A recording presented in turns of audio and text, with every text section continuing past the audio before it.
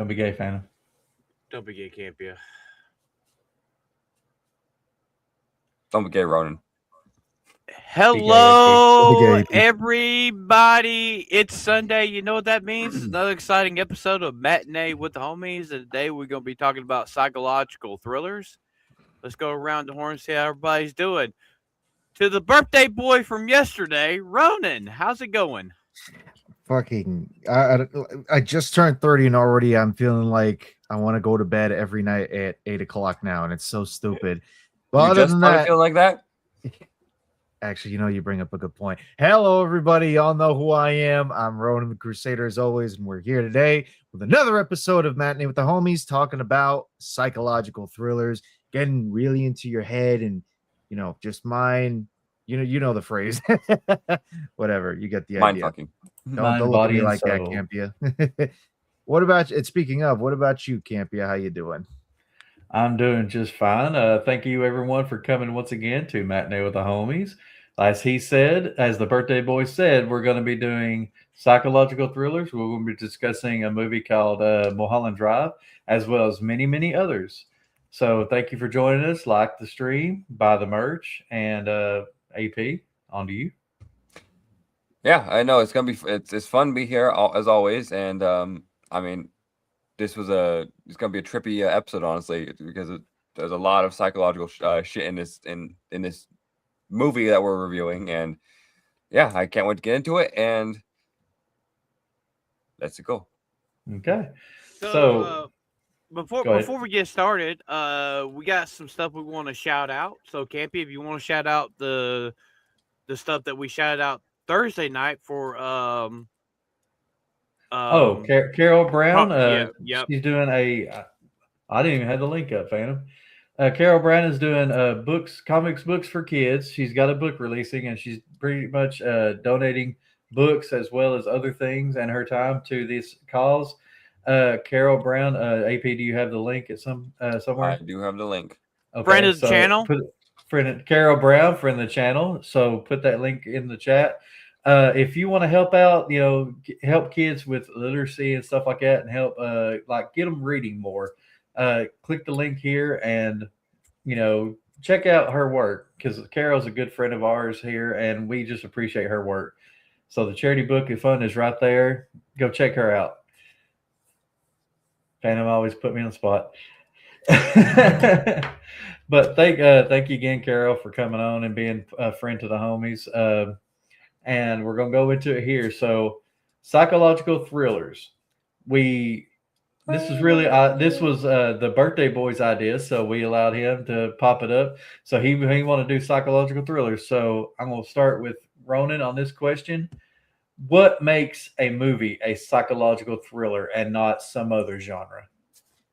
Well, firstly, so just to kind of preface all of this, it was either psychological thrillers or disturbing movies, but since we're moving that for October, which will be really fun, y'all should go and check that out when the time comes. I wanted to choose something that was going to be a little bit of a nice mind screw, basically, for people for us to watch. And funny enough, yes, Mulholland Drive was actually one of those good types of films that would really mess with your head and kind of stay there with you for quite a bit.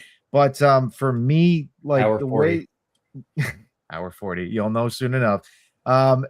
For me, when it comes to psychological thrillers, the way that I define it is that, yes, it has those kinds of that tone and that vibe that most thrillers have, where it's very dark, suspenseful, edge of your seats kind of thing, right? But then the psychological aspect is the most important part that comes into play, which is really delving into the actual consciousness or the thought process, the mindset of the characters that we're seeing.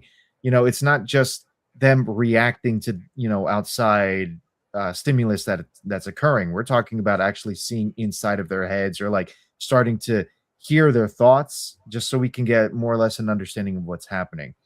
Plus, one of the other things too when it comes to psychological thrillers is that there's an emphasis on trying to sort of diminish the barrier that exists between reality and, I don't want to say fantasy, but I guess let's kind of put a broad term of it and say unreality, basically that which you can't tangibly or physically touch. It's something that's much more metaphysical, much more mental, something that, again, you might not be able to touch it, but you know for a fact you can feel it. That's usually something that I kind of see when it comes to psychological thrillers.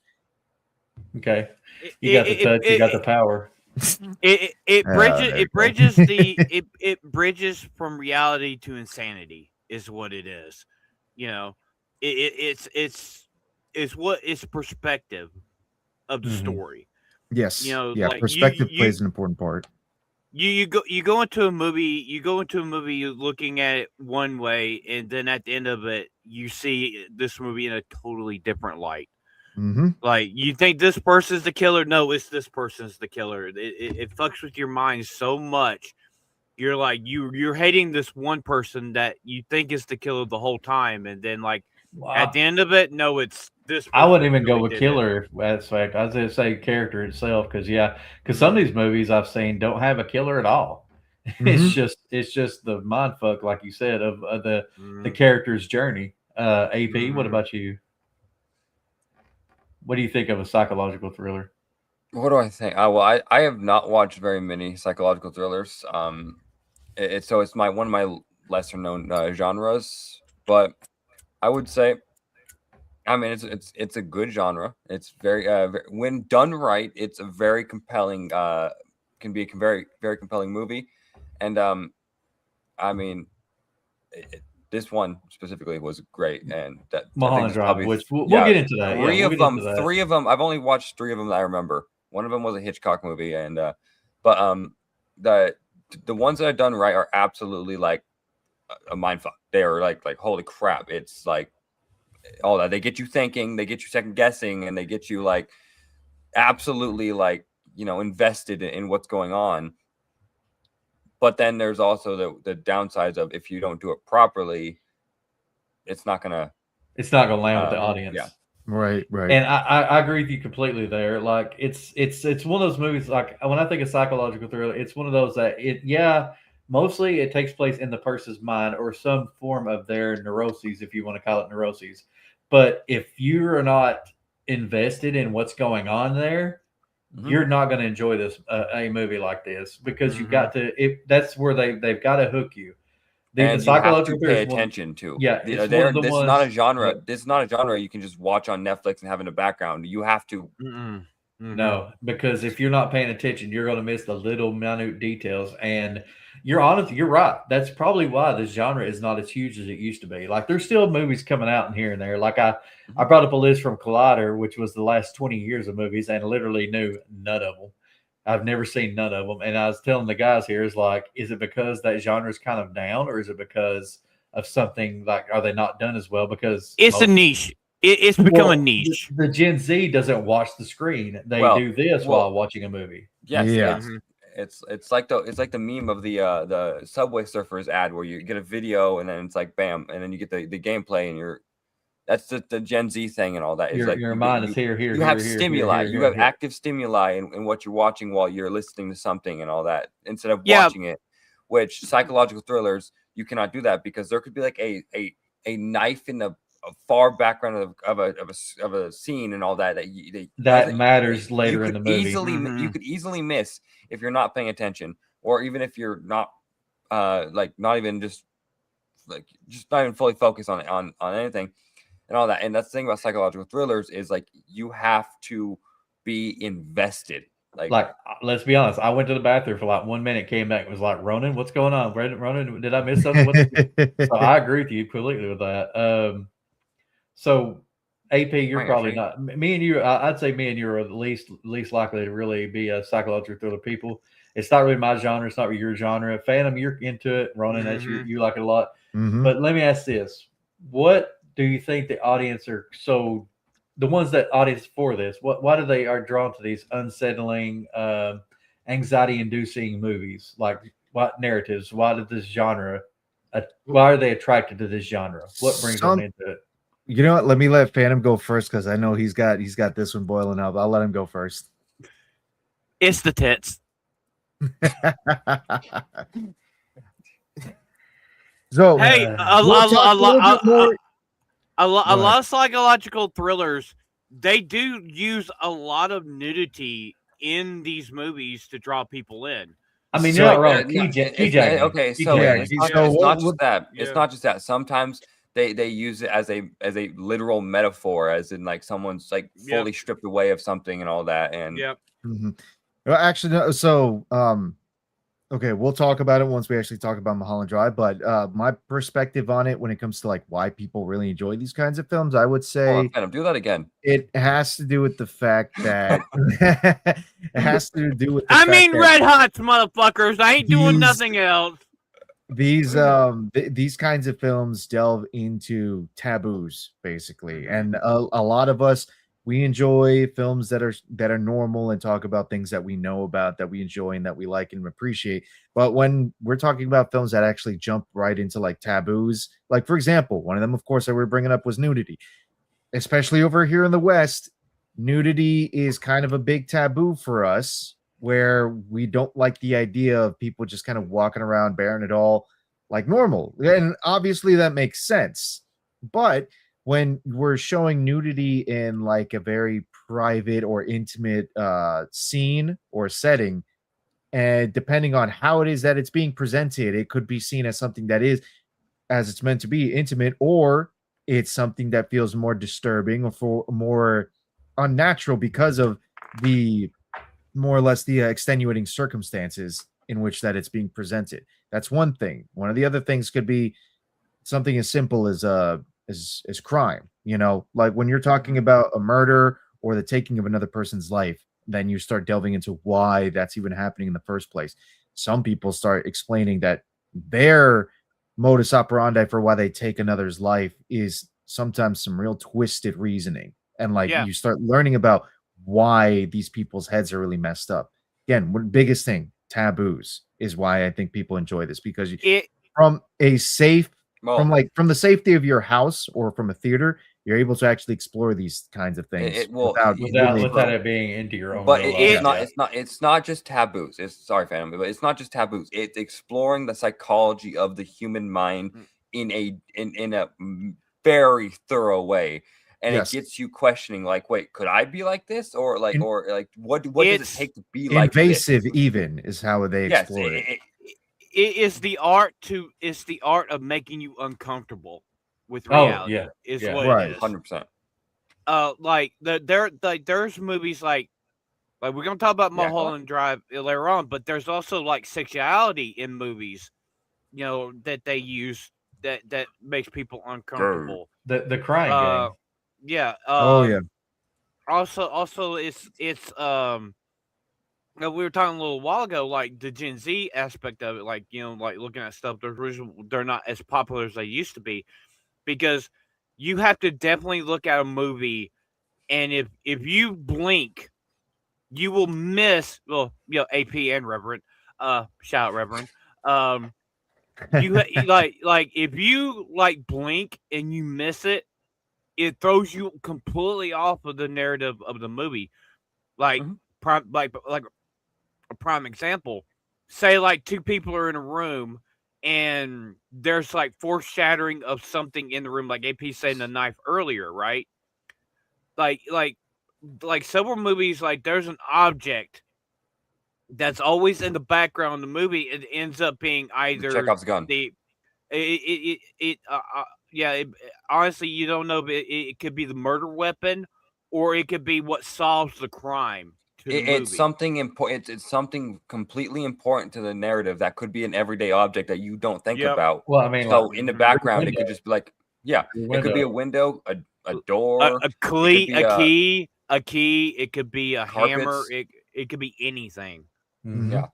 Yeah. That's the thing. Like about this is like it's not like I said, it's not a genre you can just sit back and casually watch and all that, Mhm. because like You have to use your brain. be- You have to use your brain. Yeah, you have to think. You have to look for details, because these movies they want you to look for details in everything, but they also want you to be hooked on the main characters so that you don't fully get every piece of the puzzle until the end of the story. So you're It's like- saying so you're saying like the psychological a person that's real like detail oriented would really love these movies too. Well, also, like, you look at Yeah. Seven, right? Seven is a great psychological thriller from start start to finish.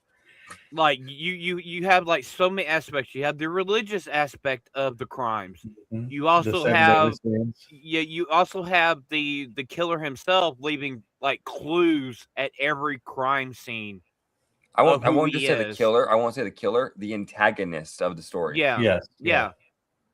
Then you have like say a detective, or you have like a regular person who is in the middle of this, and they're like they start having that moment, like they start seeing like, wait a minute, this leads back to this person, this also leads back to that person. It's like paintings or a phrase. A phrase is like a big part of these movies too. Like somebody will say something like, you gotta look at Citizen Kane, psychological thriller. Yep, That's exactly. what I was thinking of. I mean, you have like phrases and stuff. Hell, let's go video game with this. You look at BioShock. BioShock was a psychological thriller It was. underwater, Mhm. and Yeah, I you can see had it. that what Never could you played it, so I don't know. Would you kindly Would is you- the would you phrase kindly- that's constantly being kindly, used. Yes. yeah. It's also like you have like somebody that's like a master manipulator in these movies too.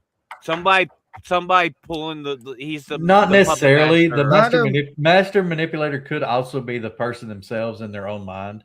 Right. So it Yeah. doesn't have to Yep. be an outside source. But I agree with you. But it doesn't necessarily have to be an outside source. Mm-hmm. And you're right. Like Vanilla Sky, free your mind, or Well- I think it was a free your mind thing. Like Vanilla Mhm. Sky is one of those. It's like everything around him was caused by him. Mm-hmm. It also, the thing about the puppet master pulling the strings and all that, it doesn't even have to be the antagonist. The antagonist, could be the antagonist the entire movie, but the actual villain is the protagonist and all that. Yep. The main Exactly. character. Mhm. Exactly. And not even just that, it could be an object. You could see something in the distance that like you notice, and every day it starts changing and all that, and you're not sure if it's like, but nobody else is reacting to it, so you're not sure if it's just you or if it's Hell, Well, you could even go the extra mile and just say that object doesn't even exist in the first place. It was something that AKA was gaslighting. subconsciously created by the person. Yeah. Well, Which we'll bring well, up, also, yeah. I can't think of the name of the movie, but there's a movie where it's a morgue, and the dead girl that's on the table. few of those. This is and where she's like a witch. She has powers, and she's supposed to be dead, but all this stuff is happening around her because of her. But you don't think it's her because you think it's either the father or the son that's doing this stuff. And I know what you're talking about. I can't think Yeah, of it the name sounds of it. vague. It sounds too. incredibly familiar. You know Trying to when they cut her open, like under her skin is like tattoos. She has tattoos of incantations Right. on her body and stuff. Right. It had the dude that played the king, one of the kings in Troy, Agamemnon. He's The in it. Autopsy of Jane Doe. Might be it, but I can't remember the name of it. I've seen it a long time ago, but like it is like supernatural, but it's also a thriller This one came out in because 2016. it's a thriller where you think it's either the father or the son's going fucking mental, and everything is because of the dead body Yeah. on the. She's alive. She's a witch. She's still alive, and she's causing all these mental images and all these problems and stuff. And that really fucks with your head throughout the whole movie. You have to It Google sounds- it. it that's It sounds like understandable. that The Jane only Doe movie. Because it does sound reasonable when it comes to the psychological aspects of it. That's I suppose that's more like the traits of it being put into the film. Oh, The only reason why it just couldn't be classified as such is because with the fact that they are doing an autopsy on a witch's body, it does end up lending itself into becoming supernatural horror. Mhm. so well, but But- here's the thing. Okay. Go ahead. No. I was just gonna say, but it leans Oh. well into it because sometimes psychological thrillers, supernatural thrillers, all these kinds of things, they all There's they a blending. overlap. There's a They blending. all They tend to blur. overlap. Well, and It blend well blurs together. blurs The- into each other. The Like, one one of the genre, the one subgenre specifically that utilizes psychological thriller while it's technically not primarily that is a cosmic horror and all that. Mhm. Cosmic horror fits Specifically, perfectly the with that, yes. Lovecraft, the H.P. Lovecraft stories, like they rely heavily on the psychological horror aspect, like Mhm. going mad and all that. It takes the reason that Cosmic Core is able to do that well, combine elements of psychology, combine elements of thriller and horror, is because you have to remember Lovecraft was very much a xenophobe to pretty much a lot of things that weren't white, American, European born kind of folks. Different time, folks, different time. And with him, he basically took like the psychology of people and more or less expanded it from a micro level to a macro to kind of really show just how harsh and brutal reality itself can be, how sometimes reality isn't what we always think that it is. That's why all those elements combine together. But one of the other films I was going to bring up that puts the psychological thriller aspects really well with horror too is going to be The Cell from Tarsem. Like that one does a good job at like kind of taking the whole going into another person's mind concept that like Inception did years later. Like it was one of the first ones to do it, and you're combining that with going into the mind of a serial killer to find the next victim before that victim can also die from it as well too. And they add a lot of the crazy and artistic elements, but of course Tarsem is known for that kind of style as well too. Yeah, I was going to bring up The Fall. The Fall is very similar to that, as in it's visually stunning, and you're in the mind of this story this guy's telling this kid, but it's very internal as opposed to what's going on between them just sitting there talking. Well, it's also it's also like Mindscape. Mindscape is the same way. It's a thriller. It's a thriller of a guy that can go into people's dreams, and he's in their reality, in their minds, and it's got the horror and sci-fi elements to it. I will also go ahead. I will also say about like the thing about psychological thrillers is like the one thing I think we haven't harped on too much is that it doesn't need to be a murder mystery. It could be any mystery that causes you to, internalize stuff and all that, causes you to think and question like things. Pulp Fiction. Pulp Fiction is one. That's a good one. That's a good one. Well, another one too would be Vanilla Sky. This one's like classified. Looking it up, it's classified as a romantic psychological thriller because there is a lot of elements of romance in it. Well, I mean, it has, and it says the tagline is "Forget what you know and open your eyes." Right. Also, you Eyes Wide Shut. Either. Eyes Wide Shut is another one. Eyes Wide Shut. Yep. That's one of those where the wife is basically trying to figure out her sexual peak and everything, and the guy's trying to do the same. And as he's doing it, he realizes that he's in a world of his own making, and it's just there's no villain, there's no hero. It's just a person's inner struggle with themselves. Another one too. Another one too that you could also qualify into it, and this kind of like leans into satire in and of itself as a genre too. Would be Funny Games. I don't know if anybody here has seen Funny Games, but that one's basically like two brothers that are killers. They invade a family home and kind of systematically torture them throughout the day. One of the more famous elements of the film, though, is the fact that I think it's the mom that gets the upper hand on one of the brothers, and then it manages to kill him. So the surviving brother grabs a TV remote and literally rewinds the whole film up to before his brother had died, and then manages to snatch the weapon that the mom was going to use. So the whole thing of it is, again, like the satire element of like the sensationalism of violence essentially is what was going on with the film. Wow. These guys more or less act like gods when it comes to this and are really screwing with this whole family's head. Thanks for ruining the movie for me, Roland. Well, I mean, there's one element to it. I didn't ruin the whole film. I'm just saying that's a big surprise in it. Spoilers for anybody who cares. But I'm not going to spoil the whole film, though. The ending is a bit twisted, though. I will say that. I mean, that's the thing about like psychological thrillers is there's always, I won't say there's always, but there's always something in the end. It's like, oh, subvert my expectations by doing this. Yes, exactly. And if you also you can look at TV. Twin Peaks did this. David Lynch. Yeah. He did in Twin Peaks. Like Twin Peaks, you didn't know if you were watching a horror series Were you watching sci-fi? Or you was watching a cop drama? It was So- like all this mashed together with elements of who did it. Well, Who let me did let me do it? skip let me skip a question here and go to this. Did the twist on these movies and TV shows and stuff? Did they serve a thematic purpose, or Mhm. was it just there for shock value? It's in a your it's a mind. double-edged sword. It's a double-edged sword. So- Sometimes you have a movie. Okay, spoilers for Twin Peaks, right? Twin Peaks. Oh. So we know that the girl was killed. We know that the girl was killed by a certain person that's part of her family, but he was also controlled by another person. It was like another person controlling this person in her family that killed her. And we didn't know that until the movie. You far walk with me. But then like, okay, Camp, you put him back on. Oh, okay, okay. But You're not ruining Twin Peaks for me.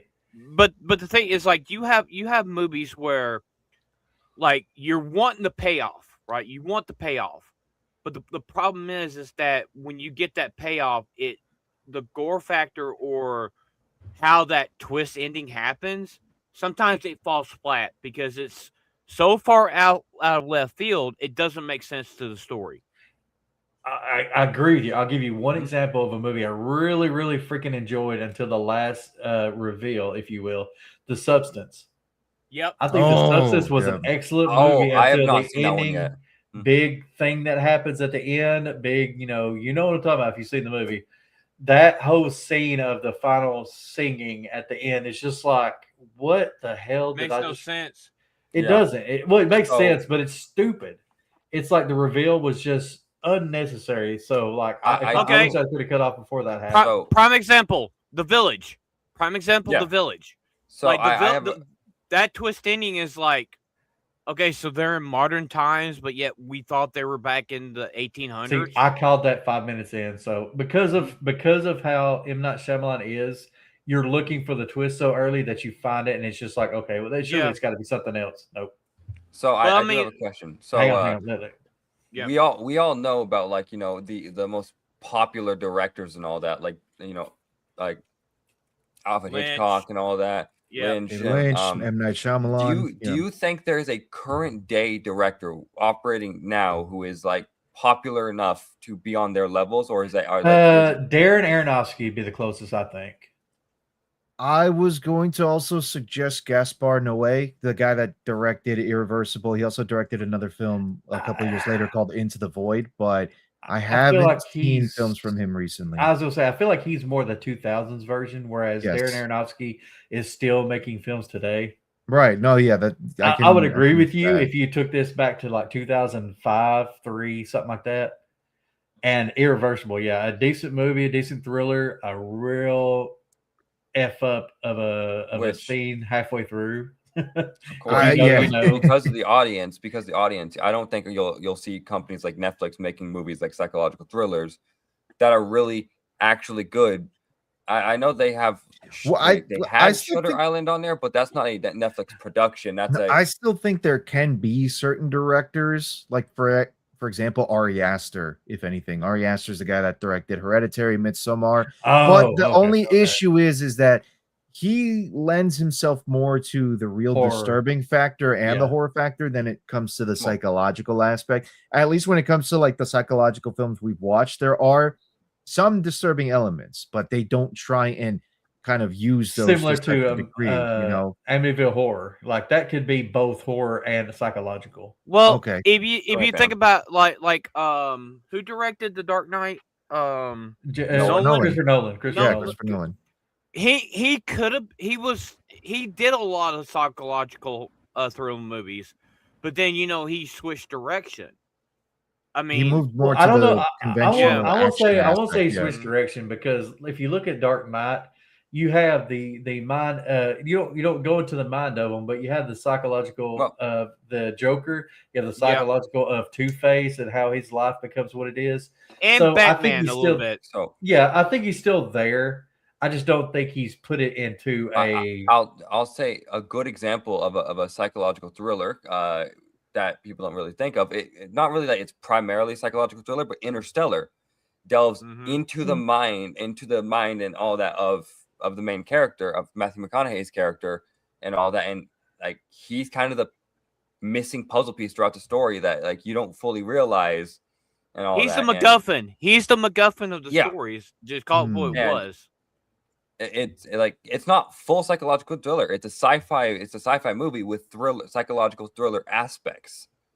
Right. Getting back to like the twists themselves when it comes to a lot of these films, like, you know, when you finally get to the twist, I think a good What a one when it twist. comes to a good one that lends itself favorably when it comes to the twist ending, shall we say, I would say it's Jacob's Ladder for me. Like for Yes. so anyone Yes. who hasn't seen Jacob's Ladder, I've again, not seen highly that one. recommended.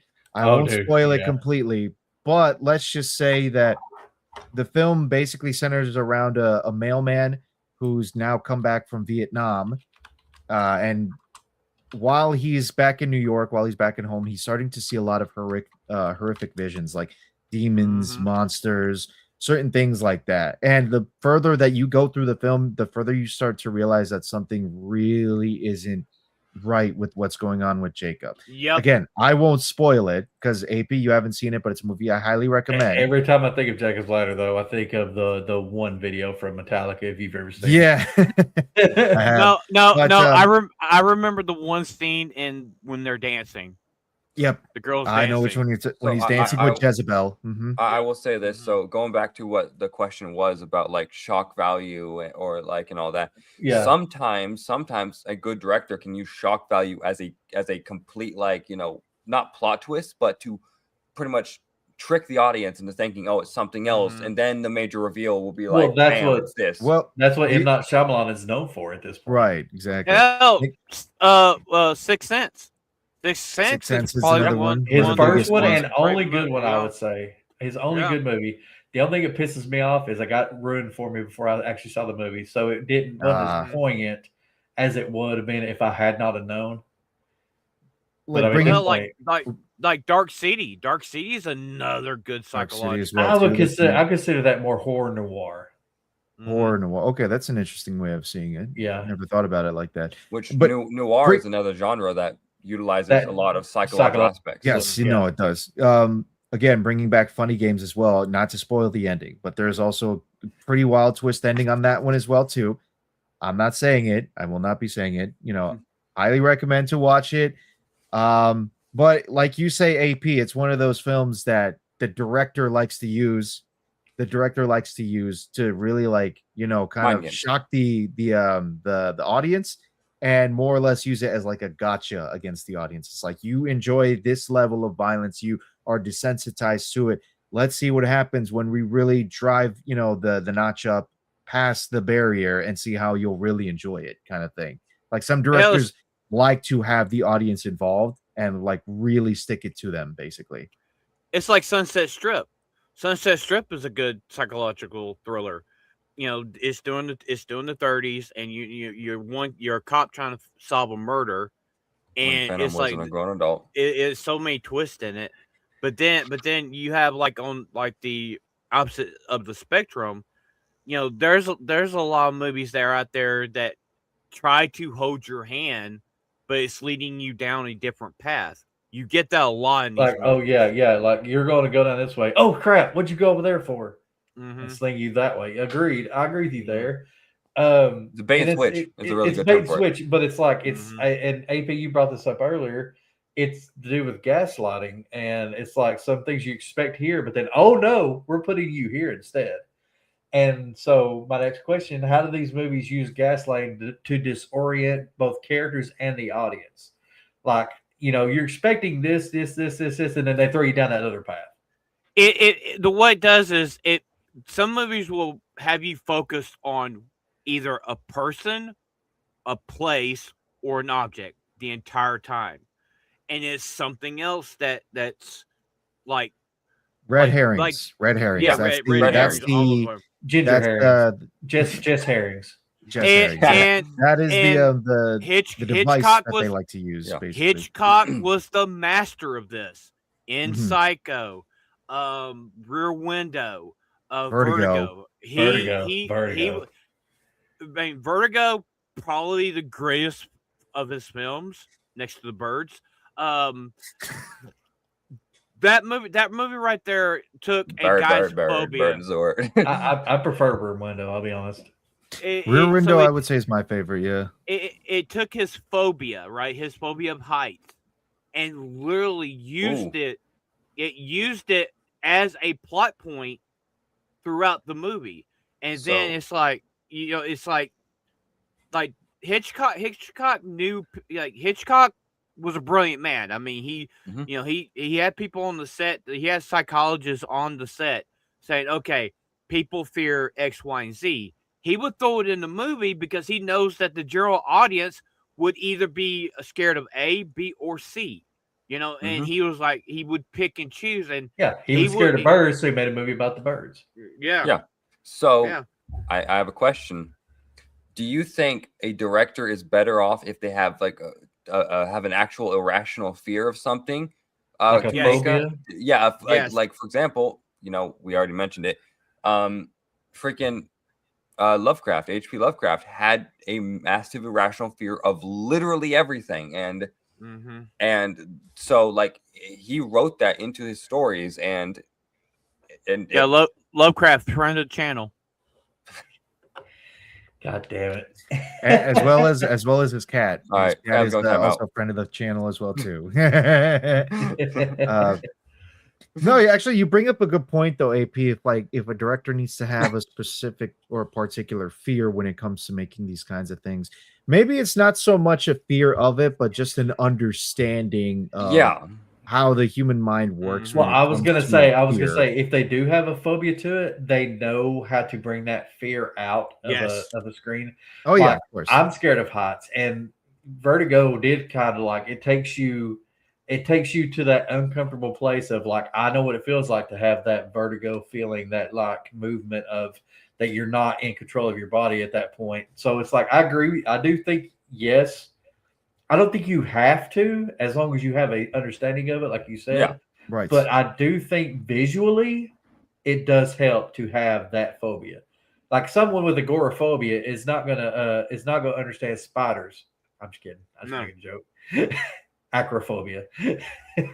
So just to specify, if nobody minds it, like acrophobia is the fear of heights, and then when it comes to like vertigo itself, it's the actual sensation in one's ears. And I would personally know because my mother actually suffers from vertigo. Well, no, I was making an arachnophobia, agoraphobia. No, I know, I know that, but just for the audience, wanted to.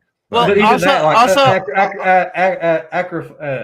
just said it. Arachnophobia. The movie itself. I don't fear of spiders, and that brought the fear of spiders. And the director did have a fear of spiders, so it makes sense. Well, look at Rear Window. Rear Window was the fear of helplessness because the dude was in a cast and he couldn't do nothing. It's like Hitchcock. We're gonna be like, too. I mean, we're gonna talk about this later on, but like Hitchcock was the master of the thriller. I mean, he was the master of playing on fears for his time. He certainly was. If you really think about it, he was the beginning of the thriller genre with his movies. You didn't have movies like Psycho. You didn't have like movies with plot twists. He was the first to do that. The only time you had movies, I would say, that tried to like really branch that far and kind of explore those boundaries. Most of the time they were international films, that like especially around in France, but Hitchcock was one of the first here in the West. He was the first West, the first American director, shall we say. I think he's British. Is he British? I couldn't remember. Or was he born here in the States? I don't know. He's American. But he's American. Regardless, he was the first one to make Hollywood films, let's put it that way, to actually explore those kinds of boundaries and really push them, So I do have a question then, because this is somewhat related to, like, we were talking about noirs. Spider Noir is coming out soon. Do you think that could be a good mystery, or is it going to be a strictly superhero thing with an obvious? I think we're going to get a mixture of the two. We're getting a mix of the both, I would say, especially considering that when it comes to somebody like Nicolas Cage, who is in plenty of his own kind of like mystery thriller, psychological thriller films, like for example, 8mm. He was in Joe Schumacher's 8mm. That's a pretty wild Next, psychological next, horror next, I would call that thriller as well. next Mhm. was another one. Hold- Next was Hold another on, hold one. on. Frozen Grounds. I don't know if you guys seen that one. Mhm. Nick Cage. It's a movie about an Alaskan serial killer, which I lived right near where that guy was killing, and I was kind of trippy. So here's the thing: it is was that when I was if it maybe talks about his 3 mind, when he what he's got thinking in his captured. mind, if it's thinking about what is in It his mind, was a lot of it was more of a murder mystery, less psychological thriller, but it had Okay. psychological aspects and all that because it was like, oh shit. But it was really about an actual well, like so you it was saw it a- from it was a his, so you saw it from his Yeah. perspective. So you sometimes. saw it from the primary perspective of Nick Cage's character, and the guy who played the father in 2012 played the serial killer in this movie, and I don't remember his name. Like the If only Apocalypse had movie Google. 2012. I know, right? Freaking, Well- let me just search it up. Okay, let me ask this then. Like you said, from Hmm. his perspective, do you consider that an unreliable narrator if you're getting it from Yes. that person's perspective? Is the unreliable narrator a trope in these movies at this point, or is it a key component? Well, you also Depends, I would say. you have movies where you're looking at through this guy's eyes, and he thinks he's the killer, right? He thinks he's done all these things, but This then guy. at the end, Oh, John. Oh, John Cusack. Cusack. Oh, yeah, Cusack, yeah. but I thought but you at meant the his dad. but the end of it is it's somebody else that's doing the killing. It's like you think it's that goes back to the twist too.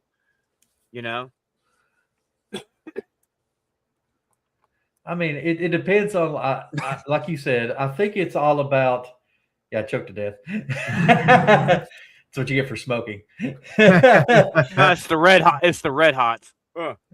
Thank you for smoking. Shout out Aaron Eckhart, friend of the channel. But Good friend of the channel. The unreliable narrator also brings up, like, is this really happening, or is this what they wish would happen? Is this what they think should happen? Is this what? Well, And so it's like sometimes it ends up being really what is happening. Sometimes it's like you don't know for sure. We brought up Vanilla Sky. Vanilla Sky, you really don't know if when he jumps off the ledge, if he's going to real life or if he's going to the future. I Dude. will say this: Campia. Campia. Usual suspects. Usual suspects. Yes. You don't Campia, know but I who have a Kaiser question. So, Soze is. Mulholland Drive, could that be an unreliable narrator then?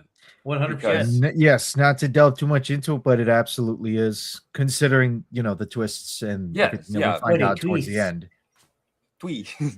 I mean, even you get certain ones, like, let's be honest, like M. Night Shyamalan, there was a movie called Devil he made, and the killers are, I mean, everybody dies, and then you find out it's really a demon who was dead the whole time, but was the character, and it's like it just made no sense. It's like you're subverting the trope that you already made famous by basically saying, oh, well, you believe that? Well, this ain't the truth, and it's kind of like.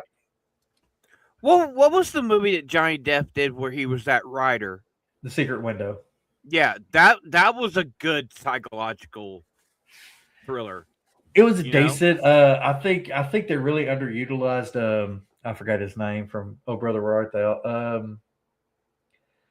George Clooney. No. The tall one. The one that he was in. Transformers 2. John Malkovich. No. No, John no. Malkovich. No, sorry, that's Turturro. John Turturro, yeah. He was the red herring of that movie, Secret Window, and I feel like they underutilized what they could have done with that narrative. Like, it is from Johnny Depp's perspective, but they keep putting him in as a scapegoat to when shit doesn't make sense. So I agree with you to a point, but at the same time, it's like it's all about perspective when it comes to that. So so that's what I'm saying. Like most of these movies now use that as a main component. Is it needed, or is it just a trope at this point? It's a trope. It's definitely a trope. So you think more trope? Like they're not. It's also bad writing. It's also bad writing. No. The unreliable narrator I wouldn't consider to be bad writing, because there's plenty of profoundly amazing films that still use No, that. yeah, That still use. it's a trope. That's what it is. Yes. For the it's a trope genre. to get For you the second genre. guessing. Yeah. It is a trope. It's not something that you always see all the time in a lot of these films, but it's definitely something that when they do employ it, depending on how the director intends on using it, can come out really well and makes the film far more interesting and far more speculative, or just doesn't really work out all that well and the audience can't follow it for a damn thing. It really depends on who's using it. Mm-hmm. I can get that. The thing about this genre is it's incredibly difficult, and you have to everything has to be intentional. You cannot have something be like bulk crap and all that and just have it go absolutely nowhere unless you have an intention behind why it's going nowhere and all that. I agree with you, and it's like with these movies too. You got to have intentional. You got to have intentional what the meaning is. You got to have intentional dialogue. And let me ask you this: does the music from these movies, like it's intentional? Does the music or the score? I'll say music they use or the score, because you got certain movies that use music, certain ones that use more score, more sounds, and more things. How integral is that to the psychological thriller movie? Well, or TV show? So they do have like psychologists that come in and they know what sounds will like trigger certain synapses in your brain. Mm-hmm. Like high pitched sounds or low tones or like monotone or like just like the odd sound will affect your brain. It will affect your brain. Like we saw this in Mulholland Drive. There was like scenes where there was like music that was like, it's kind of strange being there, but then when you hear it, like you get chills or you get intense.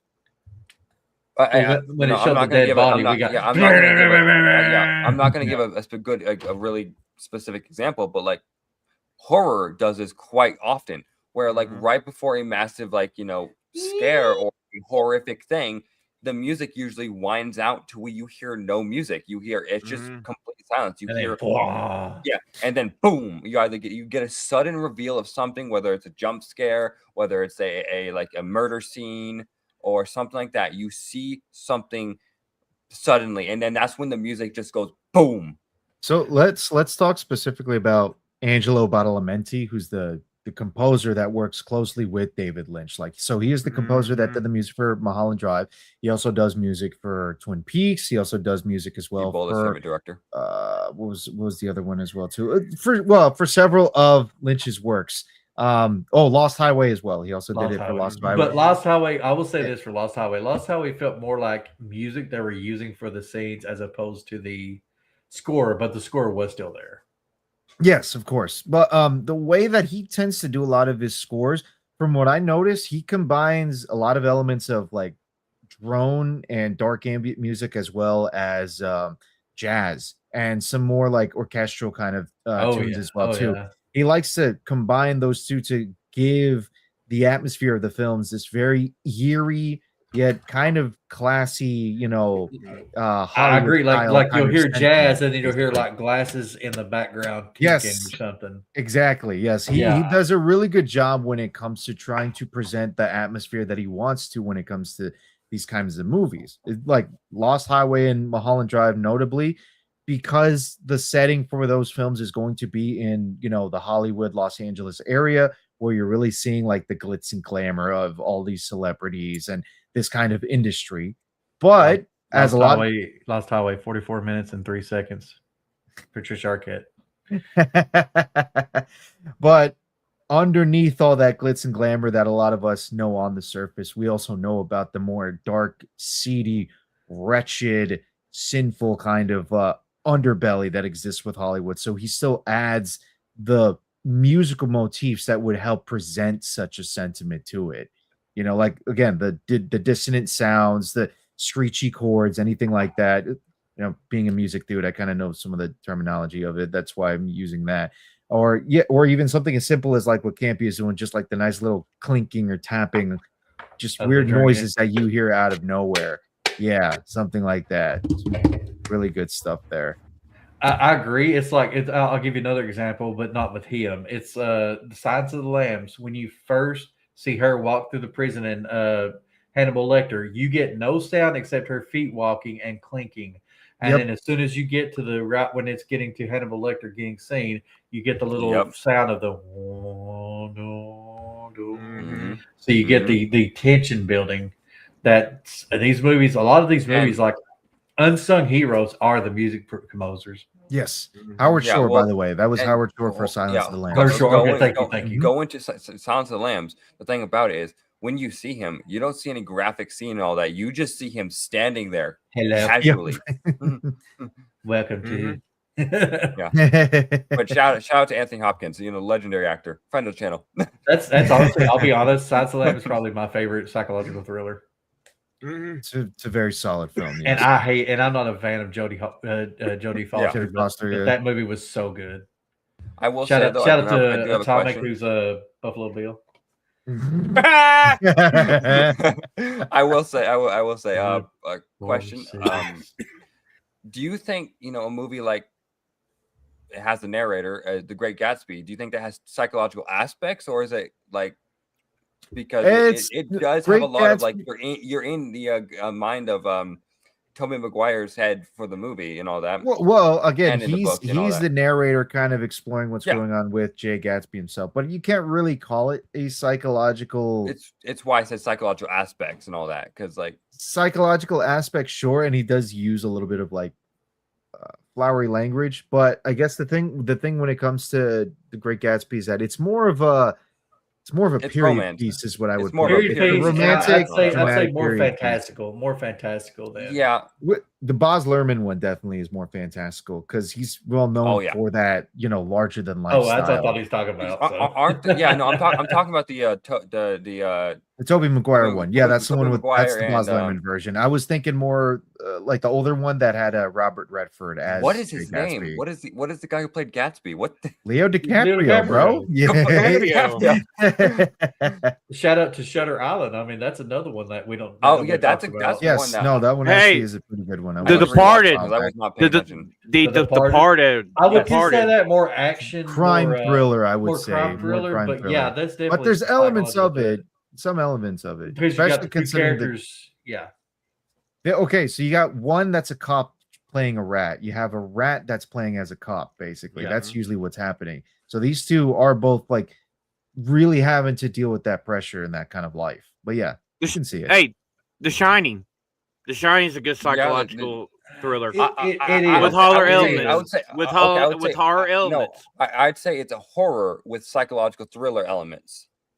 I kind of agree with AP on that one. It's a tough one to figure out because it interwove them quite well, honestly. It's one that's definitely multiple genres. That is absolutely the case. It does blend multiple genres. I guess I'm thinking of it more of the aspect of like, what does it fall more into? Because like, you keep thinking the Overlook Hotel's haunted, but then every time you see Jack's character, it's like, is he actually losing his mind? Is there something really wrong with him? Because if they established in the beginning that he had like an episode and almost hurt his son a while back, but I don't know I would say it just blends genres together, that film, if anything. Well, hard to tell. Okay, that's a good movie to bring up because then how Jack's trauma is what leads him down this path, right? So how does the trauma in these films shift the narrative from reality to fantastical?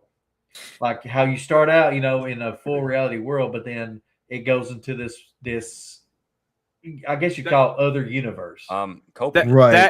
Coping. Okay, so like, this is often thrown around as a gag nowadays, but like coping, like people are sometimes something traumatic happens that they don't want to believe happened. Like, let's say, for example, a kid witnesses his parents get murdered in a brutal way, and he just doesn't want to cope with the fact that happened. So it becomes Batman. I mean, but he's onto something here, bro. He is onto something because another way to describe it too would be escapism. Very Alan. Escapism as well too. Like if you were to see such a traumatic event, your mind to escape from that harsh reality disassociates and then tries to move itself into a more fantastical perspective, far away Disassociation from is what you completely saw. where I was or gonna go hold with on, this. hold on, hold Yes. on. Or the polar opposite, where you are in a horrible situation and your mind starts to, try Well- to get you accustomed to it, like Stockholm syndrome. Martyrs would Well- be that. Yeah. Well, the main character of that Bruce Willis movie we were talking about, Color of Night. Oh, Color That's Night. that the character. That's yeah. He saw that one of his patients throw herself off a was it tower or what was it? It was basically a 36-story whatever. Off She a threw ledge. herself She out threw the herself window. off a ledge. And he sees the blood, and because he sees the blood, all of a sudden he can't see color red anymore. Yeah. And that's the point of the movie is he has no ability to see the color red until the end. And it's like I agree with you, Phantom. It's like the trying to come to grips with the fact of him watching her die, and through the movie he can't. Everything's fighting against. Another one, Sleepaway Camp. The kid in Sleepaway Camp is another one. I would fall more into like camp horror for me than it would be Mhm. psychological thriller, Teen horror and whatnot. teen Yeah. horror. Yeah, But what bringing up the concept of like the trauma element, this one isn't really so much like psychological thriller, but it's one that kind of came into my head, was Sucker Punch from Zack Snyder. So Oh, I forgot about that movie. if any of you do remember seeing this one, and I know do. people have their issues with it, What's I up, like Nerd it Slap? so myself. many What's issues. going on, Nerd Slab? So many issues. One of the I big forgot about it, aspects of it is that the main character, played by Emily Browning in it, who just goes by Baby Doll and whatnot, is basically committed to a mental institute. The stepfather's about to have her be lobotomized, and then we then slip somehow into this like weird, let's call it the first layer of like a fantasy world where the mental institute is actually a front for a brothel, where the girls are basically having to learn how to do cabaret dance and whatnot. And then there's even another level underneath that, like the second level of fantasy, where Baby Doll slips every now and then into these crazy larger than life fantastical worlds. Into a where she's video game. basically a video game. She's fighting giant samurai machines, or fighting Nazis that are powered from some undead energy, or fighting robots in a futuristic like train and whatnot. Yeah, it's again, That's the where it trauma becomes. she Again, went- I forgot about that. That movie. becomes Like, psychological action to me. It don't really. No, become I know. I thriller. wasn't trying to. I'm not trying to suggest it's a thriller. I'm just saying the elements of that psychological aspect and like disappearing and disassociating from the harsh reality and the trauma that she experienced. That's kind of the end result of what she experienced. Yeah, it's very similar basically. to. Go ahead, Phantom. Waxwork with Vincent Price. I've never heard of that movie. Go ahead, Phantom. I've heard of it. I'm not seeing it. So in the movie, Vincent Price was a guy that was he was run a museum where he was doing wax work, and he was in. Well, I don't want to give too much away because we're probably not watching this for like B movies. Well, how and is it a stuff. mental thing? Okay, so he goes crazy because of stuff that happened to him, where he gets hurt, and he turns around and he starts collecting people, and you don't know who the killer is, and there's elements where people are turned into wax statues and stuff in the movie. You don't mean House of Wax, correct? House of Wax? Okay, there you yeah. go. Oh, House of Wax. Yeah, I've seen House of. Okay, yeah. The original with Vincent Price. There is a movie. There is two movies called Waxworks, Waxworks 2. That's what I thought he was talking about. Yeah, I'm Mhm. sorry, but my bad. But but like he was in a lot of movies like that too.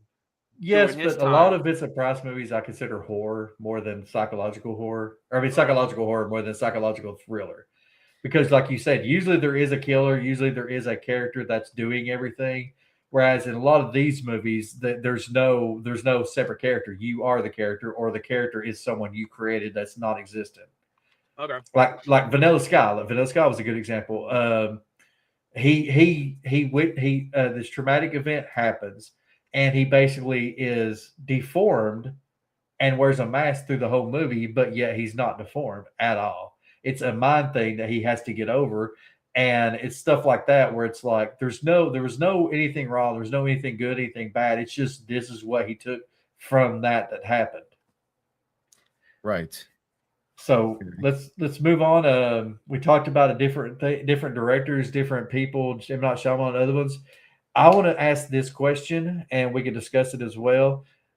You have two, I think, definitive people that really mastered the genre in the early days, and then what it became afterwards, and that's Alfred Hitchcock and David Lynch. I feel like Alfred Hitchcock was there through all the beginning, and then David Lynch at some point took over and just led beyond. So Alfred built the foundation. Lynch built upon it. Well, so who do you think built it better, though? Do we talk more about one versus the other? Okay, so David Lynch is one of the things that is known for. He is the modern day Hitchcock. He was given that term because Hitchcock. I have to say Hitchcock is the grandfather, the father of the supernatural thriller with the movies that he created. And psychological thriller, yeah. And I think Lynch took that, he ran with it, and he made it better.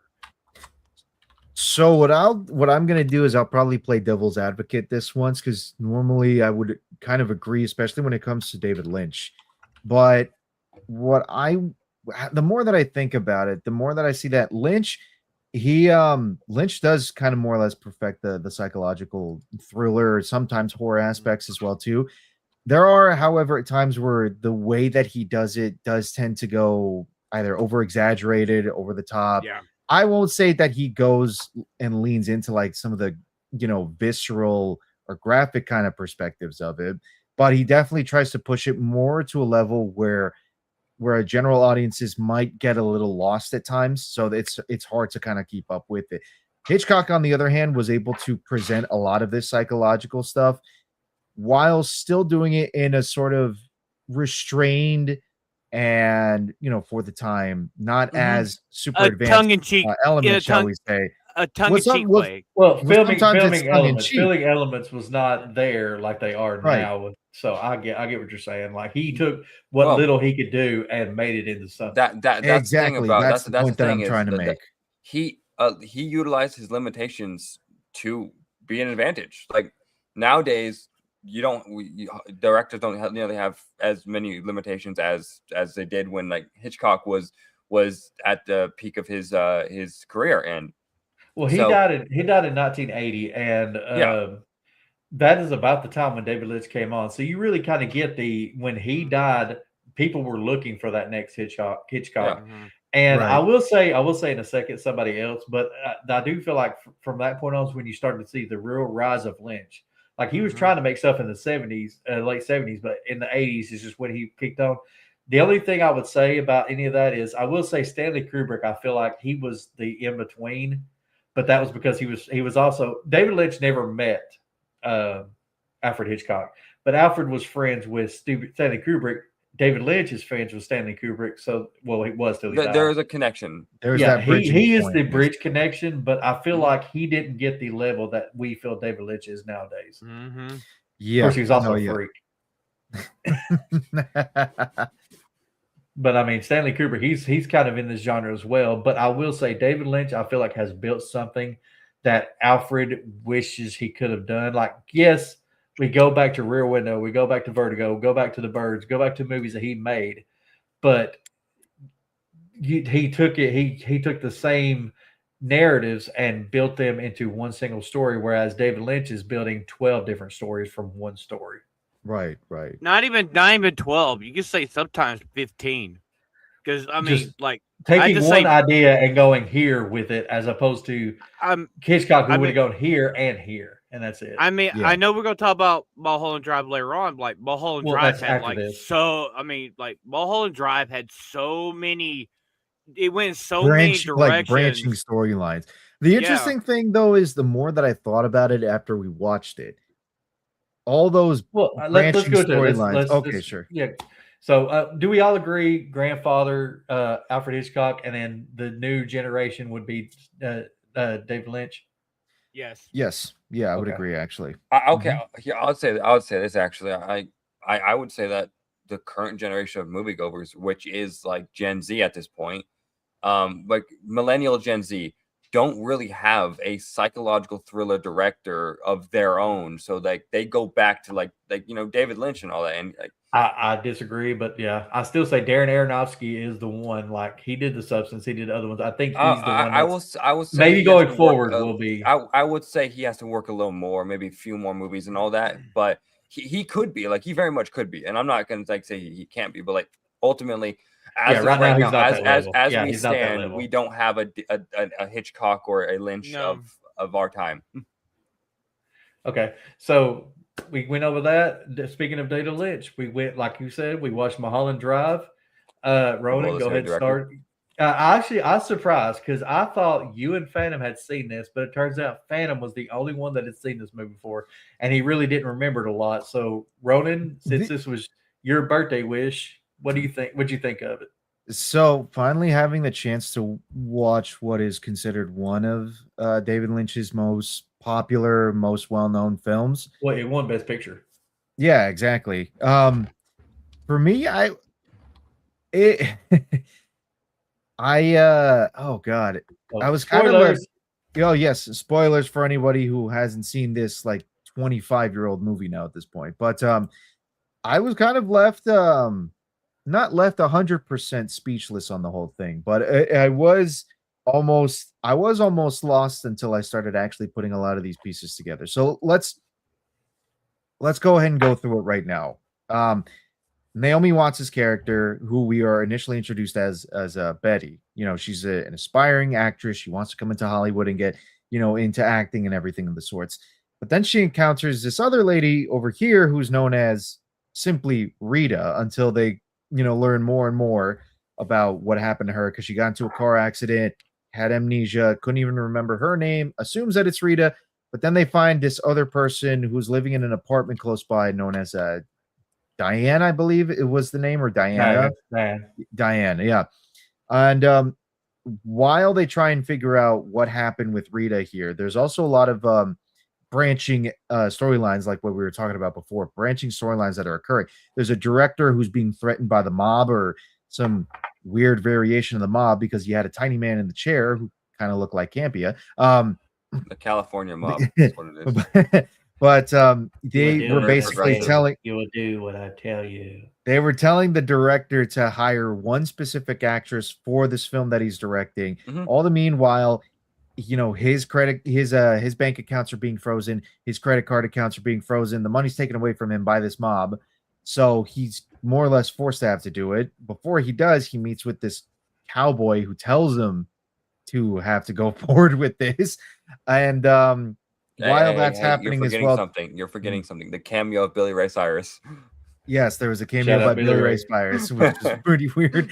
While that's happening too, there was a smaller scene that kind of is disconnected from this, but it makes a little bit more sense once we continue with the plot of it. There's two men at a diner who are kind of like having a discussion where the one guy's like talking about this consistent nightmare he's having, a weird figure that he comes across in the back of the diner. The other guy tells him, let's just go there to see if we can confront it, deal with it. They finally do. Dirty looking hobo shows up out of nowhere, shocks the man, and he like faints or something and disappears once more. Completely disconnected from the film at the moment until we go 100%. Much later into it. And while all this is happening as well too, there's also a weird hitman that's like going around incompetently doing his job, mind you. Shoots one dude, bullet goes through the wall, shoots a lady in the ass, tries to shoot her, then he shoots the janitor, then he even shoots the vacuum. Again, disconnected until you start putting these pieces together towards the end. Might as well go back to what's her name again? Camilla. Oh God, Betty and Rita. Yes, Camilla is an important name though, because we will actually get to that. These two start getting into this interesting, like, kind of love relationship, shall we say. And, hour 40 minutes. That's the hour and 40 minutes. And Campio was very excited by that. Matter of fact, I think a lot of us kind of enjoyed that scene. Even so, after that, she has this weird manic episode at night, starts talking about silencio and speaking in Spanish. So they go to a club called Silencio, and an interesting performance by I believe it's a Mexican singer and whatnot. They go back to the to the apartment with a blue box that they had with them, which explains the blue key that they had previously. As soon as they open up the box, both of What's them in the just box? as soon as they both open up the box, that's when the narrative frame that we knew the whole film as up to this point, which was basically a dream, more or less. That's when the dream finally ends, and then we actually see the truth of it all, which is that Betty, who we were following all this time, is actually named Diane, who lives in the same apartment that they explored earlier and found this rotting corpse in. Mhm. As it turns out, she's actually a failed actress that works for this other girl who we thought was called Rita, but is actually known as Camilla. And they were working on a film together, trying to audition for a role with the same director that they saw in the dream. She's actually in a relationship with Camilla. She gets the role instead. Meanwhile, Diane is left in the dust, figuring out what she's going to do. And they used to be lovers. They broke it off. She ends up sending a hitman to kill Camilla and actually follows through with it. She gets the blue key on the table, which confirms that, yes, the hit actually went through and she's gone. But the guilt of having killed her friend and her lover really eats up at her to the point where she basically takes her own life and lands in the same position the same position as the body that they found earlier in the film. Well, So it's not the just whole that's the same position. It's the same body. It's her. It's the It's same her. body. It is her. Yeah. Yes, that's what I mean to say. So even though the whole film was presented in this very like dream-like sequence, especially towards the end where she's hallucinating the old couple that starts harassing her and tormenting her, and then of course you see again the dirty homeless person that shows up. The whole thing was more or less a dream up to that third act where we finally see the truth of what was really going on with Diane and the guilt, of her sending her friend to die and just basically taking her own life because of that. It again in David Lynch's own like weird mind fuckery fashion, everything does not make a whole lot of sense until it finally does make sense in the end of it all. Well, it's not just it that all it's a clicked dream together. sequence. It's kind of like a dream purgatory sequence and all. That's what it is. It's kind of like Diane's kind of coping with she's kind of coping with what she did. From the Yeah, opening, Ronan said she hits her head. that. She hits her head. Yeah, She hits her Ronan- head and she loses her memory. Rita does, and that leads you down this path until the real life is revealed. Well, the thing is, the one thing I don't know you guys know is that her injury is where she got shot. She shot herself in the head at the end of the movie. Yes. So there was the collection of blood there on that part of her head, so it fits. Makes sense. Ronan said this. Friday night that this was her. This is the stages of coping, right? This is her. It's from denial to dissociation. Right. How I see it, it's like the visions. Yes, that's moment before death. The dying visions of a failed actress. Now that the bullet went through her head, those last synapses were firing like real quickly. But for us people, depending on like how that stuff happens, it could either go as quickly as like 5 seconds, or it could drag on as long as like an entire 2-hour film, such as this. It really depends on like the perception of that person's mind when they are dying. But that's kind of how I see it, is that all of this is more or less the vision of a dying woman who's taken her own life, and just stricken with guilt. She can't cope with what she did, so she and that's what this was it was her just like trying to like deny what she did, and live in this kind of fake reality that she conjured in her mind. And then once everything kind of hit her at the end, like she couldn't do anything but accept it. Well, also if you look at it, she's probably on drugs at the end anyway, because the way she was looking. That's kind of what I was thinking as well too. She she had the bags under her eyes. She looked exhausted. I'd assumed that she was taking drugs after all of this. Mess. Like they didn't show her like having drugs laid on the table or anywhere else. You could assume that could be the case. Maybe like the drugs were hidden away, but she did seem very disheveled. It could have been what was in the box. We don't know. It's what could have been in the box. You know, you never. Well, Box in the I've spoken enough box. on what I think about the whole film. What about the rest of you guys who also haven't seen it? AP. I mean, honestly, the film again, first time watch for me, and like I think most of us are on that boat. So I was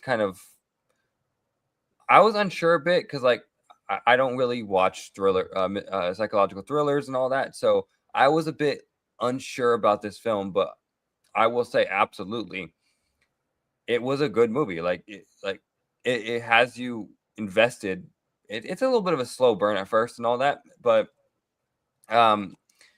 it's a very interesting story because like of course you follow well, she goes by Betty and all not she goes with Betty in the whole dream sequence and all that, but like you follow her, and you're like, oh, she's a rising up actress and all that, and then it slowly starts to reveal the whole labyrinth, as like Ronan said, and it really keeps you invested because like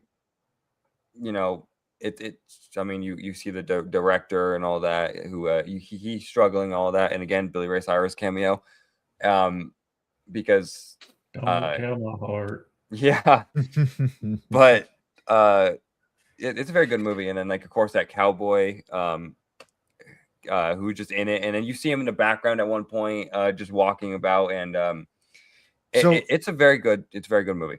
So just to kind of like share a little bit more of what I was thinking again, real quick before I let others say, you notice a lot of the characters that show up throughout the film show up again in the third act, kind of like as background characters, more or less. They're just there, that they're just people that Diane kind of noticed and just saw, right?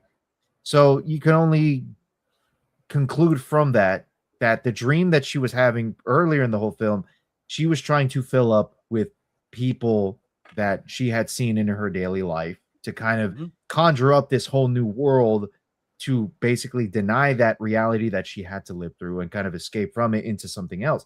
Because you also notice the way that Rita acts very differently in this dream sequence than from how she actually is as Camilla. And when she's actually Camilla, she's far more headstrong, more determined, more of a go-getter, and like more sure of herself, shall we say. Meanwhile, as Rita, she's scared, she's timid, she needs to like really rely on Betty. She needs to guidance. know what she needs to do. She needs that guidance. And that's what Betty and that's what Diane was trying to create out of Rita when it came to her now being Betty. You know what I mean? That's how I see it. What about you, Campia? What do you think of Mulholland Drive? So here's the thing: Naomi Watts and Laura Herring, hour 40. I knew it. Now they have a nude scene. Both are beautiful women. I enjoyed this movie. I'm kind of in between. Like I don't really watch a lot of psychological thrillers, but I also do watch them, and I enjoy them whenever I do watch them. I've not really seen one I dislike other than the M. Night Shyamalan ones after the original Sixth Sense. But like Naomi Watts was kind of feeling like she was giving a kind of shitty performance at the beginning, which we realize, or at least I realize, there's a scene in the movie where she's trying to act out a scene, and dude, she kills it for me. She absolutely milked this scene. She did everything she's supposed to. I was like, whoa. This made me go back. Like I've seen her in Tank Girl and other things, but this made me want to go back and find another movie with Naomi Watts where she's kind of like the femme fatale kind of character. And that's a thing about that scene is that is her mind saying, like, that she imagines that she's this great actress and all that in this and all that. Exactly. When in reality, we want this she's girl. not. They wanted Camilla, which was like I said, Laura Herring. She did a great job, I think, as well. The acting in this is really, really good for what have. Like the cowboy, he hadn't really been in much. I seen him in a movie called Folks, but other than that, he's not really done much. And there's quite a few other actors that you don't really see a lot of. Like the cowboy, let's be honest, he had that one scene, and then he really wasn't needed for the rest of the movie because the guy did what he was supposed to. He said, if you don't do this, you're going to see me again. If you do it, you're going to see me twice. And that basically went nowhere because the guy did what he was supposed to. Right. So it's there was plot points in this that I feel like were not needed. Like the cowboy, other than that one scene, which was a really good scene with him, really was not needed throughout the rest of the movie. Again, when we started to get the reveal of like, what really was going on, all that, you see the cowboy in the background. Yeah, well, but but he doesn't make a point. Like there's no point though, other than him being seen. The point, so like the point of it, like it's kind of what I had mentioned before. The point of him kind of showing up again in the background, you could kind of surmise it as like basically Diane filling in those gaps. Yeah. I mean completely, but like as for the narrative, yeah. As for the narrative, to the narrative, no. He meant nothing. And same thing with like some of the other characters, like with the exception of the director being in love with Camilla, yeah. He really like his whole side story about his wife and Billy Ray Cyrus had no plot point whatsoever to the movie itself. A lot of it was my own perspective on it so aside from like, his wife cheating on him with Billy Ray Cyrus, which again is still funny. I found it even more funny was when that movie. I found it more funny when the mob henchman showed up and he basically was just beating the crap out of both of them. But connecting that to the director, that whole element of the mob showing up, telling him what he should or shouldn't do when it comes to the casting choice, I think for me, that's again Diane trying to fill in those gaps, suggesting that maybe the reason she didn't get the casting choice isn't just because the director was in love with Camilla was in love with the director, and it was just a preferential thing. Maybe it has to do with some darker, seedy underbelly that exists that's trying to force directors to make these choices. Okay, so again, part of the coping of it. Again, that's just how I see it. It's not a definitive conclusion, just my perspective on it. Hell, even David Lynch himself has said that he refuses to answer definitively what this film means, what means in the film. So a lot of it is now just left up to audience. He's done it with Lost Highway too. Lost Highway, I think it's a better film with David Lynch than I think that's smart. If there are some questions left unasked, I think, if you want to keep people watching, keep people curious about this film, you don't answer every question. Like you get people like, okay, well, what about this and all that? But like, of course, the primary question is like, what's going on with the primary story? You should answer that. But like, there's like other like soft endings and all that of plot points and all that. You can leave those up, some of them. Well, it's like with Twin Peaks. Let me ask you this when it comes to David Lynch. Twin Peaks, did the movie build on the TV show or did it have its own separate thing? So between them, it tells more about the story on why the girl was killed and give more of the, the aspects of like more of the other characters. Because you got to face it, Twin Peaks was a phenomenon on TV. I can't remember how many seasons it went, but they did that movie to finish the series because it was okay. So this was supposed to be like I when I was looking it up, like I said, for Rona and everything, I found out this was actually a pilot in '99, and they reworked it for the movie and put more scenes in it to give it an ending for the 2001 release, which is the movie that won Best Picture, which is funny to me. Let's not make it a TV show. Let's make it Best Picture. But my point is, maybe you might be right. Maybe some of those characters that was kind of sidelined were supposed to build in the TV show as opposed to just being part of the movie. Maybe that's what I'm missing. That might be the case. Yeah. So Twin Peaks has two seasons, aired in 1991. And all that, but apparently had season 3 that came out in 2017 and all that. Oh, I didn't even know that. Yeah, it got another season. I knew that, but apparently only like the main 3 characters or something in it or something like that. And it wasn't received well, from what I hear. Not surprised. But like Phantom, as the only one that's seen this before, this is your second time watching. What relived? Did things you forgot that you remember now? Hour and 40 minutes. And 2 hours and 1 minute. For me, rewatching this movie, like I've seen it like when it first came out, so it's been a long time. I've only seen it once before Friday night. There were scenes in there I totally forgot was in the movie. Like them go. Like I totally forgot them going to the house and find the dead body, the box and everything, and then I remembered like we were like you talking about like the hitman, right? The thing is, so when the hitman is there and walking out with the girl and Murdoch from MacGyver. Murdoch That- meant nothing to the movie. Yeah, but the thing is though, that was Naomi Watts with him, but she looked differently. So More, yeah. Okay, no, Yeah. that's a good way of seeing it. Now that you More bring it up, disheveled, more because I did drugged up. Yeah. Yeah, because I did forget that whole scene there where the hitman is meeting with so that, yeah. prostitute lady. Basically, you could say, yeah, that is basically Naomi Watts' character, Diane. I didn't realize that was Naomi Watts. I'll be honest. I with you. will say, yeah, I will say this. Like, I think again, the whole plot reveal with all these characters was that like that Camilla was just she had no idea who they actually were. She was just just doing puzzle pieces. Like she was filling in their lives and all that to fit a narrative in her mind and all that to justify why things weren't going the way she wanted. And that Diane, she was really Diane, not Camilla. Oh yeah, I say Camilla's the actress that was with Camilla. the Yeah, director. Camilla's the actress who Diane fell in love with and all that, and she was just coping and all that with all that. So all these the plot reveal was you don't see them again in the whole dream sequence and all that. But the whole reveal was meant to be like, oh yeah, these are just people that she saw and all that, and she was just using their likeness to justify why she was suffering and why she wasn't getting what she wanted and why she was failing in her career, and she didn't get the filling in the gaps. Yeah, she was filling in the blanks and all that with them, and that was the reveal was like the cowboy, the mob boss who is in a chair and all that. Hedaya, the two loggers.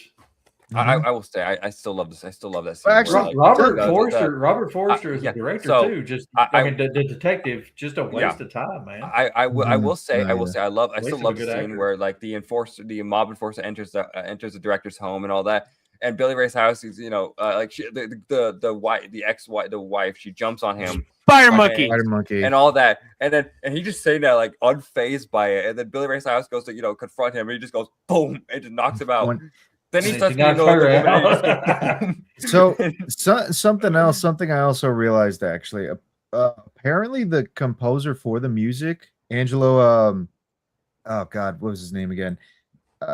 Badalamenti. Apparently he's actually in the movie as well too, as one of the guys in the meeting with the director and the producers and whatnot, and he's asking for like the espresso, obsessively asking for the good espresso. Apparently he was the old man with Danny Hedaya. I think that was I didn't realize that was the composer. I know. I was surprised by it too. Just like reading back through this again, that was the composer. It was pretty cool. Now the beginning of the movie, I think that was a guy that was talking to his therapist. I think that was a therapy session. That's what it seems like to me. Like he was like he's on the table and he was talking to him, because it was that beginning was definitely a dream. So you're talking about the. Well, actually, no. The scene with He's talking about the one with the weird guy, the weird like the diner scene, right? Oh, the diner scene. Diner scene, yeah. So okay. I think what that could have been was maybe Diane went to therapy to try to get resolve this and all that before she ended up taking her life, and he did see that same guy at the diner as well too. She happened to hear this story and all that about this what and all that, maybe or maybe like she could have been because the waitress was name changing. Maybe the actual waitress was called Betty. Yeah, the actual waitress. So maybe you're right. She was seeing this and she was remembering it as a dream. And I mean, go ahead. Oh no, it's a decent movie, but it's like I do think there's. I'll go into AP. We'll start with you. Give your final thoughts and your number. I mean, honestly, I had to step away and all that because I had to take care of family business and all that for a minute. So I missed like the part. I'm not really going to disclose what it was, but family. But I missed the part where it's revealed they to run away in the forest and all that, dying. Oh no.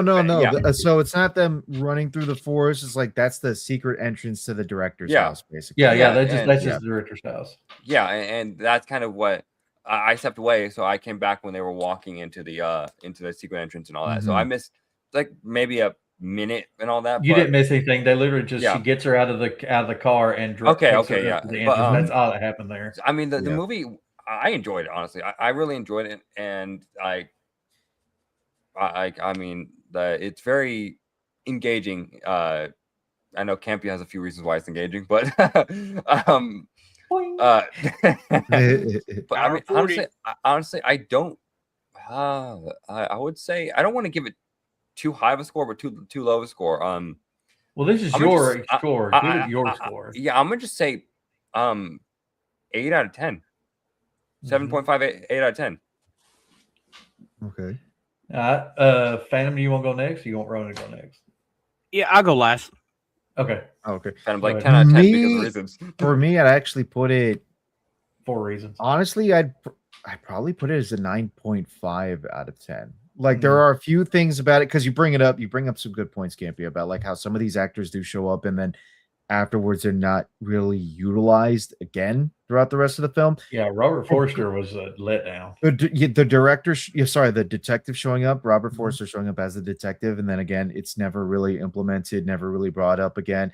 Sure, they make mention, the neighbor makes mention to Diane that, oh, that detective's looking for you again. That's it. That's kind of the end of it. You don't really see Robert Forster showing up again. It's just the one scene at the beginning when it comes to the accident. That's that. That is kind of a bit of a letdown, trying to introduce that little subplot there, that element, but then never really utilizing it. Aside from that, though, the whole film feels disjointed until it finally does come back together. But I kind of like the way that David Lynch tries to present that disjointedness to it. It does feel confusing, but it also feels as though that you're trying to paint this much bigger world until you finally have it all cave in on itself and show the true picture of it all. And I also really like the music. The music genuinely sells me for it. Like I have an album from a different composer who has his own little band and whatnot, and it also feels very similarly to like what Angelo Badalamenti does with his music, where it's like, again, jazz elements, but combined with some darker, feels to it and everything like that. There's even a subgenre for it called dark jazz. Like they literally call that subgenre of music dark jazz. But anyways, I would put it as a 9.5 out of 10. I think it's a really good work from Lynch. I like it. Because of it, I want to go and watch Twin Peaks. Because of it, I want to watch Lost Highway. Because of it, I want to then watch Twin Peaks Fire Walk with Me. Have you not seen Lost Highway? No, I haven't had a chance to see that one yet either. Yeah, I haven't. But like I said, I haven't seen most David Lynch movies and all that. So yeah, that's the thing. Aside from Eraserhead, I haven't really seen other David Lynch films. Like Eraserhead's like the one that everybody always talks about, aside from Mulholland Drive. But it was experimental for the time. That's why. Yeah, no, 100% experimental. But yeah, I actually really do enjoy it. I am pleasantly surprised by how mind screwed I was by it until it finally came together. And that's one of the things I don't see a whole lot with other films is like they give you the pieces and then it's like, okay, if you haven't figured it out yet, let's build that puzzle together, which is what they did in the last act with this film. Most of the time they give you the pieces, you have to figure it out yourself, which is still fun. That's a fun exercise to do with these movies. But this one, it's just like, if you haven't figured it out yet, let's build that puzzle together, and now you'll get to see what the picture is. So that's the one thing I really do like about Mulholland Drive here when it comes to that twist, shall we say. So yeah, I really enjoyed it. I would give it a 9.5 out of 10. I liked it. Interesting. I can't do that. I feel like it's a decent movie. It's a really good movie. I enjoyed it. I did enjoy it. Having said that, man, it's just, it feels like the beginning of a movie, or like it was made to be a TV pilot. I feel like the TV pilot came through because it's like a lot of these characters, like Ronan said, and like I said, You know, there was characters like Dan Hedaya, who I really like as an actor, didn't really build nothing with him. They didn't build nothing with James Karen, the smarmy not director, but the smarmy old man that was bringing her in to do the scene, you know, Oh bringing yeah, Emma yeah. West to be scene. He's a good actor. Robert Forrester. It's just like it felt like I was watching the first episode of a TV show, and it really does feel that way to me. And so, because of that, I got to give it a 6.5, a 7. I don't Mhm. want to give it so low because it was enjoyable, but it just felt me missing something. It felt like It there le- was something more I wanted to It see. left you wanting more, and because you didn't get more out of it, you do feel disappointed from that. No, Yes. I understand. Yes. Feels a bit incomplete, right? Yeah, that's the good word. I felt when I watched it, I enjoyed it, but it felt incomplete, and I just like, eh. And so it dropped it down for me. Like if it was, say, we'd have got all these characters, and say it would have been a TV show, a season or two, Mhm. maybe I would feel like it was a 9.5. But at this point, it's just because of how disappointed I feel in not getting more from who I wanted more from. It's a 6.5. One of the last things I'll say, and then I'll shut up, obviously. I liked in the beginning how when Rita was like kind of crossing through the streets in the middle of the night, one of the streets she actually crossed by was Sunset Boulevard, which is a nice little nod to the 1950s psychological thriller as well, too, Nice. of the same name. What about you, Phantom? All right, for me, second time watching it, I'm going to give it an 8 out of 10. Movie's not terrible, but there are moments that it's really slow, hard to follow sometimes. I think the acting was good in the movie, so yeah, I'm just going 8 out of 10. All right. Understandable. Now It's not that's a review. it's not my favorite David Lynch film, but you know, Is it worth watching? I'll give that to everybody. Is it worth Yeah. watching? Yes. at least Yeah, At least, I at least would say, once. yeah. At least At once, least I would once. say worth Also, watching. I'll say this: if you want to watch it, put your phone down, put anything pay off because you attention. need to pay attention to this film. You cannot just casually have it on in the background. yeah, don't be on live stream and have it on your TV and looking at it. all Don't the time, pay got a attention. phone. Pay attention. Yeah, pay attention. Pay You attention. got to. So we go. Don't do that. We'll go into the list now, and we'll talk about that, and then we'll do our final question. But we've talked about quite a few. There's some we've probably left off, and we're going to discuss them now. Go ahead and start at the beginning there. Do you got it popularity? Yes, you do. Zoom in a little bit for Phantom's head. I always have it on popularity and all that. Okay, scrolling down. So this is a list by someone on IMDb. This is not a curated list of the best ones. It's just simply the ones that are most popular from It's top still to wrong. bottom. I'm kidding. It probably will be. 7, we talked about that. Definitely a movie worth seeing. David So Fincher. I he's a have good not seen this director. one. I think you should once. At Again, least I once. have not watched most psychological thrillers. This and What's one- in all the that. box? This What's this in the will box? only be this is one you'll Yeah. watch once and you'll talk about, but you will Yeah. never watch again. The Right, only one right. I remember watching so much was not so much, but like this one was Silence of the Lambs, Damn good one. which that's a given. And all that's like Yeah, because you're Buffalo Bob. fuck. Goodbye horses. But then there's Memento. Memento, an interesting movie. You talking That's a about great Christopher movie. Nolan? Yes. It's about a character who basically doesn't remember anything from the day before, and he has to write on himself, write on notes. He's and figure out continuously what's going on. forgetting. He's continuing Yeah. and then continues. Yeah, it's like I mean, it's like what- a drama version of Clean Slate with Wow, Danny it's Carter. under 2 hours. Mhm. Well, most of them are around 2 hours. Yeah. Primal Field, never watched it. Have y'all Never seen seen it? Okay. No, I haven't seen this one. I heard it's really good. I've not watched it because I hear Edward Norton did an excellent role in this. Richard Gere, isn't it? Yeah, he's the main star. Yeah, he was Mr. great. in Pretty Turbo. Woman. Requiem for a Dream again. Darren Aronofsky. Aronofsky. This one is. Yep. I've This- seen it once. Oh, You'll never And watch it Jared again. Leto. I never want to watch it again. To be Is completely, it It's- bad it's- or is it? No, Is it's it a bad movie or that is will it- make okay. you. It's a movie that will make you depressed. yes, Let's say that's that. the best way we could put it. It's one of those. It's like it's once you see it once, you'll be like, I never want to watch again. But God, it was so interesting. So be honest, it's a movie that you recommend watching only once and all that because I recommend watching once and going out and playing something that make you feel better. And I have to say, Jared Leto did a good performance in this movie. Well, he did good. Well, I mean, okay. Marlon Wayans Look, is in it too. And he I'll did say an this. excellent I'll job. say this. Jared Leto is a method actor. Like that's what he is and all that. He goes into the roles. And I all don't that. like Jared Leto, but I really enjoyed him in My So-Called Life. I'll also say this as well too. Like Jennifer Connelly in this is amazingly hot, but it's that kind of level of guilt-stricken hot that where you don't like it. Let me put it like this: if you decide to crank it to Jennifer Connelly in this film, you're going to feel fucking terrible and just horrible afterwards. That's all I'm going to say. Sixth Sense. Phantom brought this one up. Excellent. The best M. Night Shyamalan movie.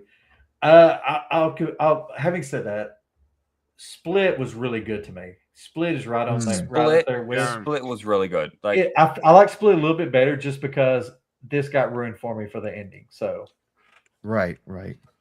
What the heck is the actor's name? Who's with James McAvoy? McAvoy. Who Split? Yeah, he deserved a freaking Oscar for his performance. He did in this great. Oh yeah. I mean, Anya Taylor-Joy was great as the antagonist. Oh yeah, no, she was great in it too. But like, he played 24 different characters in one movie. It was 24 total, but he mostly played 5 different personalities. Yeah, I mean, he was the monster for like the last part of the movie, and it was really good. Yeah, the last 3.5 minutes.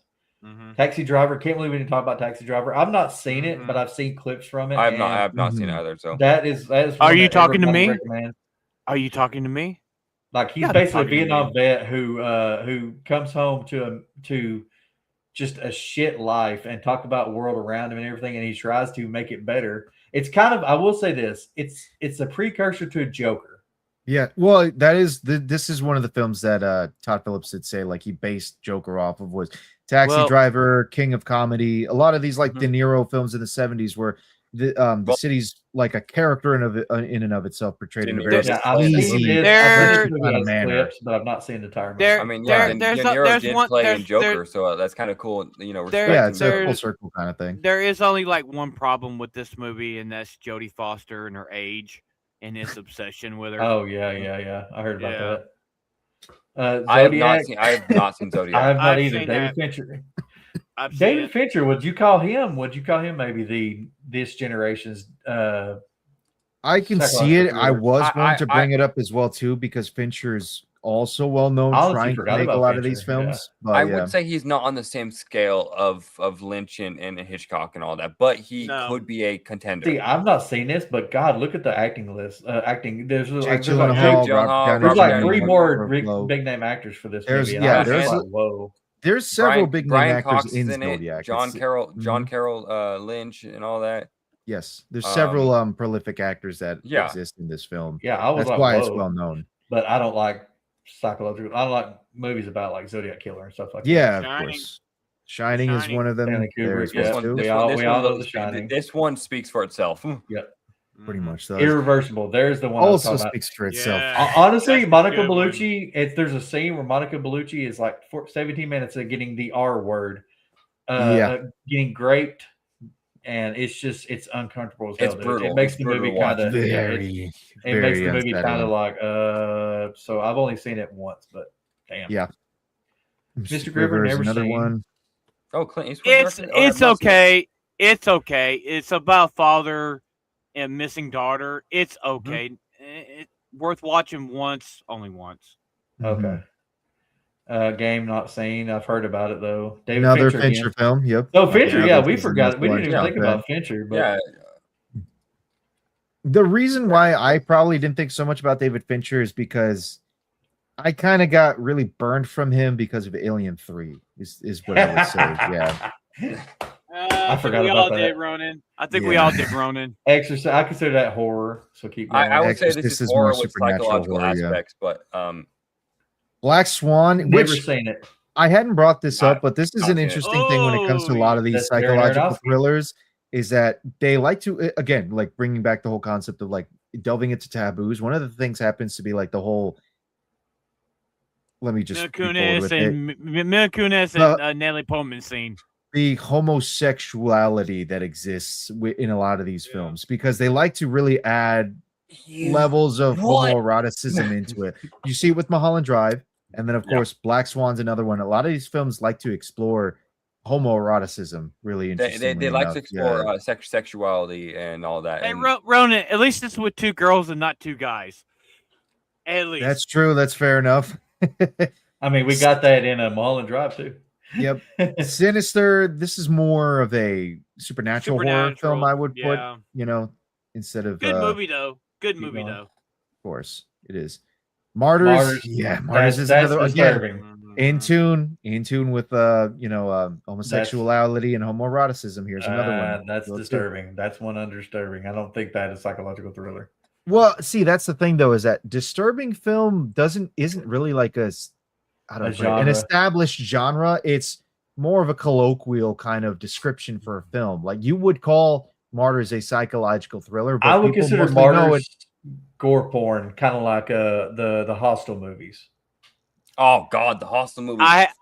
This is worse. Okay, I can see that reason. I can see that reasoning. The only reason why I'd push back is because Martyrs does have more of that kind of like narrative drive, shall we say? Whereas with Hostel, a lot of it is just okay. Yeah. You know what I mean? It does have this one does have a narrative. I'll give you that. Yeah. Yes. Now this movie right here, the first movie that Robin Williams played a villain. He played the villain in this movie. This was 2002. When did I forgot about this movie. When did 1 Hour Photo come out though? Because that one is also after. It was after. Okay. Yeah, 1 Hour Photo. No, because that's another film where Robin Williams plays a villain. Actually, speaking of psychological thrillers, you could see same year, but later. Oh, okay, there you go. But the 1 Hour Photo is another one you could classify as psychological thriller. Because what was so good about this movie? Al Pacino is a cop from another city that's brought in to find this guy because they've been hunting him. And because they're in, I think, Alaska, it's daylight all the time, and he doesn't sleep because he's not used to it. And that's the reason, he literally goes batshit crazy. Depends on the time of year, but there is. Okay, so I will say this as someone who was raised in Alaska, that's partially true. There is like a time of the year where there is really no nighttime. It doesn't get to twilight. The sun sets down and like sometimes in Alaska, but it doesn't fully stay. It goes like this. It goes like this. Yeah, so, exactly. Interesting thing. I just looked up Phantom. You're wrong. Actually, 1 Hour Photo was February. Insomnia was May, and he actually he did 3 movies in 2002 as the bad guy, and the third is Death to Smoochie in September. Oh, okay. Well, he played a bad guy in 3 different movies in 1 year. Yeah, well, for me, it's like I saw this one before 1 Hour Photo, so I always thought this was his first bad guy role. But well, I mean, they're 4 months apart, so that makes sense. Well, the thing is, so there's a scene in this where they're where logs are in the water and they're running across the logs. Him and Pacino, such a good scene. It's such a good scene. I highly recommend this movie. It's a really good movie. I forgot about it. To be honest, I have not seen it. I have not seen it, but like Robin Williams was a class actor. Dude, man. I did not realize it was Christopher Nolan. In this movie, fucking Robin Williams is a twisted person. Twisted. And of course, Saw really speaks for itself because it's like. Saw the first one. I'll say the first one is more psychological thriller because the only real thing you get is the beginning with the girl with the mouth thing and then him chopping his leg off. Other than that, I forgot Danny Glover was in it. I completely forgot Danny Glover was in it. Yeah, he was the detective. Yeah, Silent Devil. Never heard of it. I've never seen it. That's a Japanese movie. That's probably why. Yeah. Identity is interesting. John Cusack did a decent job in that, but I feel like that's more ghost psychological horror thing than that. It's like room 1408. 1408. Yeah, 1408. Yeah. The Machinist, I've heard great things. I've never watched it because I didn't want to see him being so skinny as he was. Yeah, but I've heard it's an excellent movie. Well, I mean, they do say like, I have. You say I have the body shape of Christian Bale. Christian Bale and the You just Machinist. don't specify which one. You just don't specify which one. So. Butterfly Effect, interesting. That's more that's more sci-fi than That's what I was gonna say. I don't know if I'd call Yeah. that psychological thriller. no. Actually, okay. So who here has seen Butterfly Effect? I have Like- Nope. multiple times. Okay, no, because I've seen it myself. I think I'm as the only well, one who too. hasn't seen it. I can sort of see the reasoning why you could consider it as a psychological thriller. Yes, there's the big, sci-fi element of him writing into the book and then basically traveling back in time with it. But Well, back in time and the future. oh, and the future as well too. Yes, that's right. But you are kind of really looking into like Ashton Kutcher's character's head when it comes to all of this. Like every drastic change that he makes really affects his world around him, and he starts to like actually have to contend with changing all of those things and like figuring out what's the best strategy he can do. How much more is he really screwing everything up to the point where, well, not to spoil it for AP, but there is a pretty crazy ending. And what depends on the version of the film that you watch as well, too, because there's two endings for it, Yeah. basically. Yeah. Guys, I totally missed it. We went past an hour 40. Yeah, I realized that Hour too. 40. An hour 44 minutes. I was like, oh. Yeah. Well, I don't think the audience wants to see any of our man boobies here. Okay, so let's No. not. Well, let's we're 150, so let's kind of like do quick little snippets. Fracture, decent movie. Well, I don't know if I'd say watch it more than once. Funny Games, you brought that up already.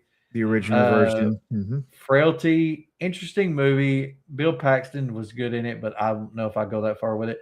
I didn't know Bill Unbreakable. Paxton directed it. I consider it more comic book movie The Ring is more supernatural than anything. Yes. Bound is a decent movie. It's actually more erotic thriller than psychological thriller. I hate Hannibal. Again, like combining sexuality. Hannibal and Red with Dragon crime. were okay. Hannibal Hannibal was not good. Yeah, Red Dragon was better. Red Dragon was fantastic. I actually really enjoyed this film. Jacob Blair, we talked about that. Yeah, Panic Room, I've never seen that. Jodie Foster. Panic Room, The Cell. sort of. The Cell is another one we mentioned. Fucking love that movie. Audition, yeah, that was pretty Cube. wild. I never Cube's a seen good Cube. one. Cube is one too with sci-fi Paranormal, elements. that's paranormal. Keep going. Yeah, no, Yeah, I would say that's side effects. Following. Let's see a word. Strangers. The Strangers is more psychological horror, but it makes sense. I can sort of see it. You're next. Haven't seen that one yet. awake. Pie was interesting. Pie. Darren Aronofsky. That's another one. That's a Broken mindset. Down was Right. a good fucking movie. Broken Kurt Down. Russell. It's a good movie. Okay. Hard Candy, really Hard disturbing, Candy. but damn good movie. The I've only seen movie it. I like with Ellen Page. Mhm. Oh God. Let's see what What lies Lies beneath. Beneath. Seen that Perfect one. Murder. Michael Secret Douglas. Window. There's Secret Window. Phantom talked Yep. about that. Window. Yep. Mhm. Phone Booth was Phone really Booth. good. I like Phone Booth Yeah. was pretty good. And then Saw 2. Section keep 9, going. Saw There's 2. I think one more. Duel. Duel. Okay, so Duel. Duel. There it Let's is. stop at Duel. That Phantom- one right there. That one right there. It was a TV movie. It was Steven Spielberg's first film before Jaws. This movie was so good. The elements of the guy driving from one place to another, and this dude in this massive oil truck tormenting him all over the place. Oral truck. So good of a fucking. I highly recommend watching this movie. It is a great fucking movie. I know we're Fucking good stopping movie. here. There was one last film on that list we just managed to skim through, but Bug was another interesting film Okay. as well. Too. Yeah. I like Bug's Yeah. pretty cool because you have Ashley Judd and Michael Shannon in it. They hold themselves up in a motel room because Michael Shannon's kind of like he's a Gulf War veteran, and like he's suffering from PTSD, and he's under the idea or delusion, however you want to see it, that he's basically being followed by the government, and they've injected like literal bugs into him and everything. So more through the film as you go through, he starts like mutilating himself trying to find said bugs, and then Ashley Judd's being sold into the delusion too, and it's pretty wild stuff. Like that's a good film too, I would That's say. interesting. Kind of sounds like arachnophobia a little bit. Yeah. So, before we finish out, I'll have one last question I'd like to ask the group to see what they think of this and see what their answers will be. So, my last question is, if you could relate to any psychological thriller character, who would your choice be and why? And for people that are in the Discord, you know this for a fact, I would relate to Hannibal Lecter because these assholes have Dr. Campia working 24/7, and I would just really like to eat their freaking hearts with fava beans and a nice Chianti. Go Are ahead. you sure you're not related to Sophie?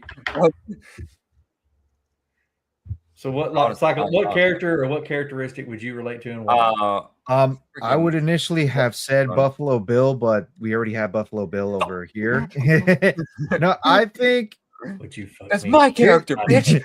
I think this might be a wild choice, but in keeping in tune with like the Hannibal Lecter type characters, probably Francis Dollarhide, the Tooth Fairy, because like he's he has his own gym and everything, has his own like crazy house, but I kind of feel for the dude that he had quite a terrible upbringing with a shit grandmother and just wanted to have a normal life with a blind lady, and just live peacefully. But unfortunately, that crazy Satan picture was constantly haunting him, being like, you gotta keep doing all this stuff, and he's doing the crazy things that he does with these families, and yeah. So feel don't for get wrote in a picture of a demon. Don't show me the William Blake photo of the great red dragon and the woman clothed in the sun. Otherwise, I might eat it. Phantom, go ahead, go next. It'd be Bruce Willis' character from Color Night. See, I picture you more with a 1 hour photo guy.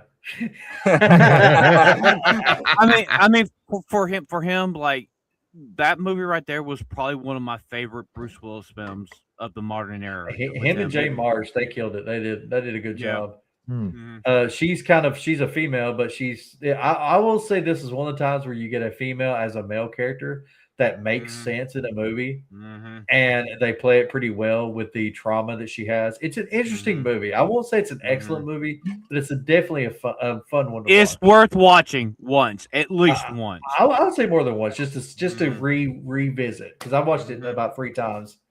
Actually, you know what? I'll change my answer real quick, but in the same film, Will Graham, the FBI agent. I think I feel like realistically, I relate a lot more to him. So he's all AP about Assassin Keller, not then. He's all about like details and everything, like really looking into it just to try and get into the mind of the killers he's hunting down to a point where it almost scares him because he feel like he could possibly go down that same kind of path. And being somebody who's super into details, like just trying to get everything perfectly down to the final notch, almost drives me fucking crazy sometimes as well too, just because of that. Especially, you hyper focus. Hey, Ronan. And especially when you're trying to do a live stream on a channel. So, AP, what's your answer? For the sake of me and Buffalo Bill. Okay. Oh God.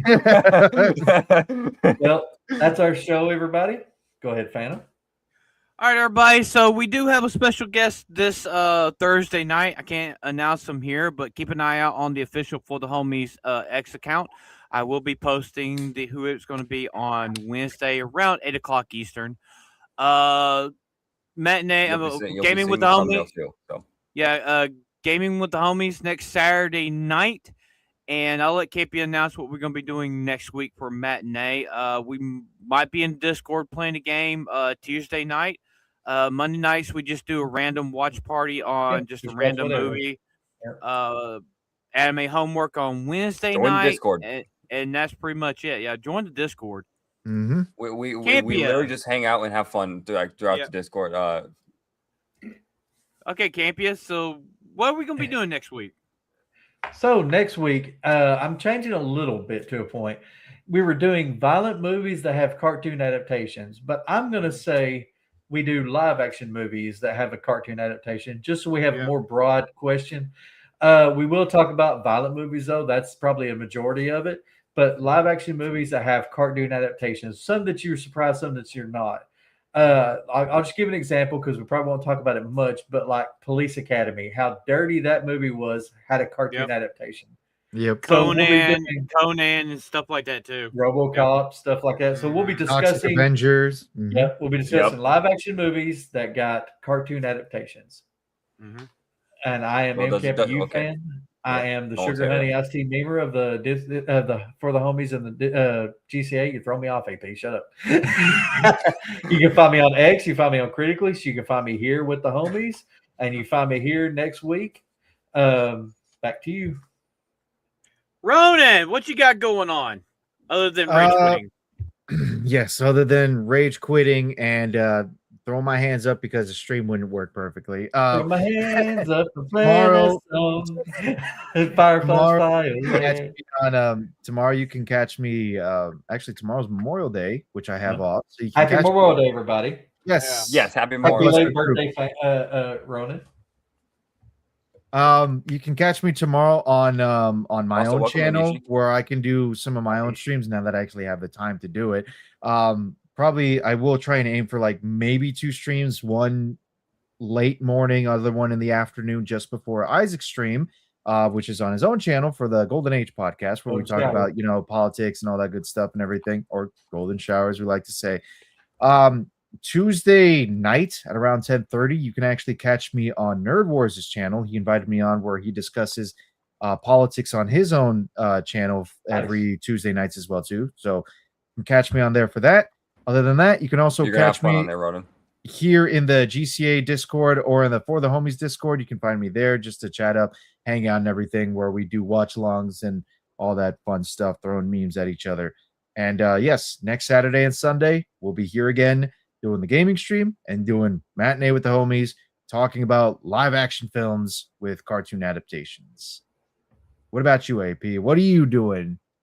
Well, you can find me on my freaking YouTube channel, Atomic Patriot, where I upload Monday to Fridays. I have a Wednesday interview style series where I just talk to people and all that. And of course, I don't announce the guests until I have the interviews recorded because I don't want anything. What the heck? I don't want anything going faulty or that or any miscommunication. But you can also find me on X where I offend a lot of people and I am apparently pretty good at it. You can also find me on Kick where I still do nothing. Fuck you, Phantom. You can also find me on Criticless. No, I have standards. They're low, but they're not that low. Now you're throwing him. Now you're throwing him off course. Well, you're throwing me off, asshole. No, but you can also find me on Criticless where I do movie reviews and also buy the merch, specifically Don't Be Gay Phantom shirt. And a Don't Be Gay can't be a shirt. Thank you, everybody. I probably will throw a video out coming up week. I just gotta find something to talk about. But that's it, bro. Oh, fuck off. That's us for today. Happy Memorial Day, everybody, and we'll see you guys Thursday night for the Homies Podcast. I'm Phantom X. He's Tom Patriot. He's the Rey Mysterio of Dollar Tree version, Campia, and we got Ronan the Crusader. We're the homies, and we'll see you guys Thursday night for the Homies Podcast. Like the stream, homies. Like the stream, homies. Like the streams. Buy the merch. Don't be gay, Phantom. Don't be gay, Campia.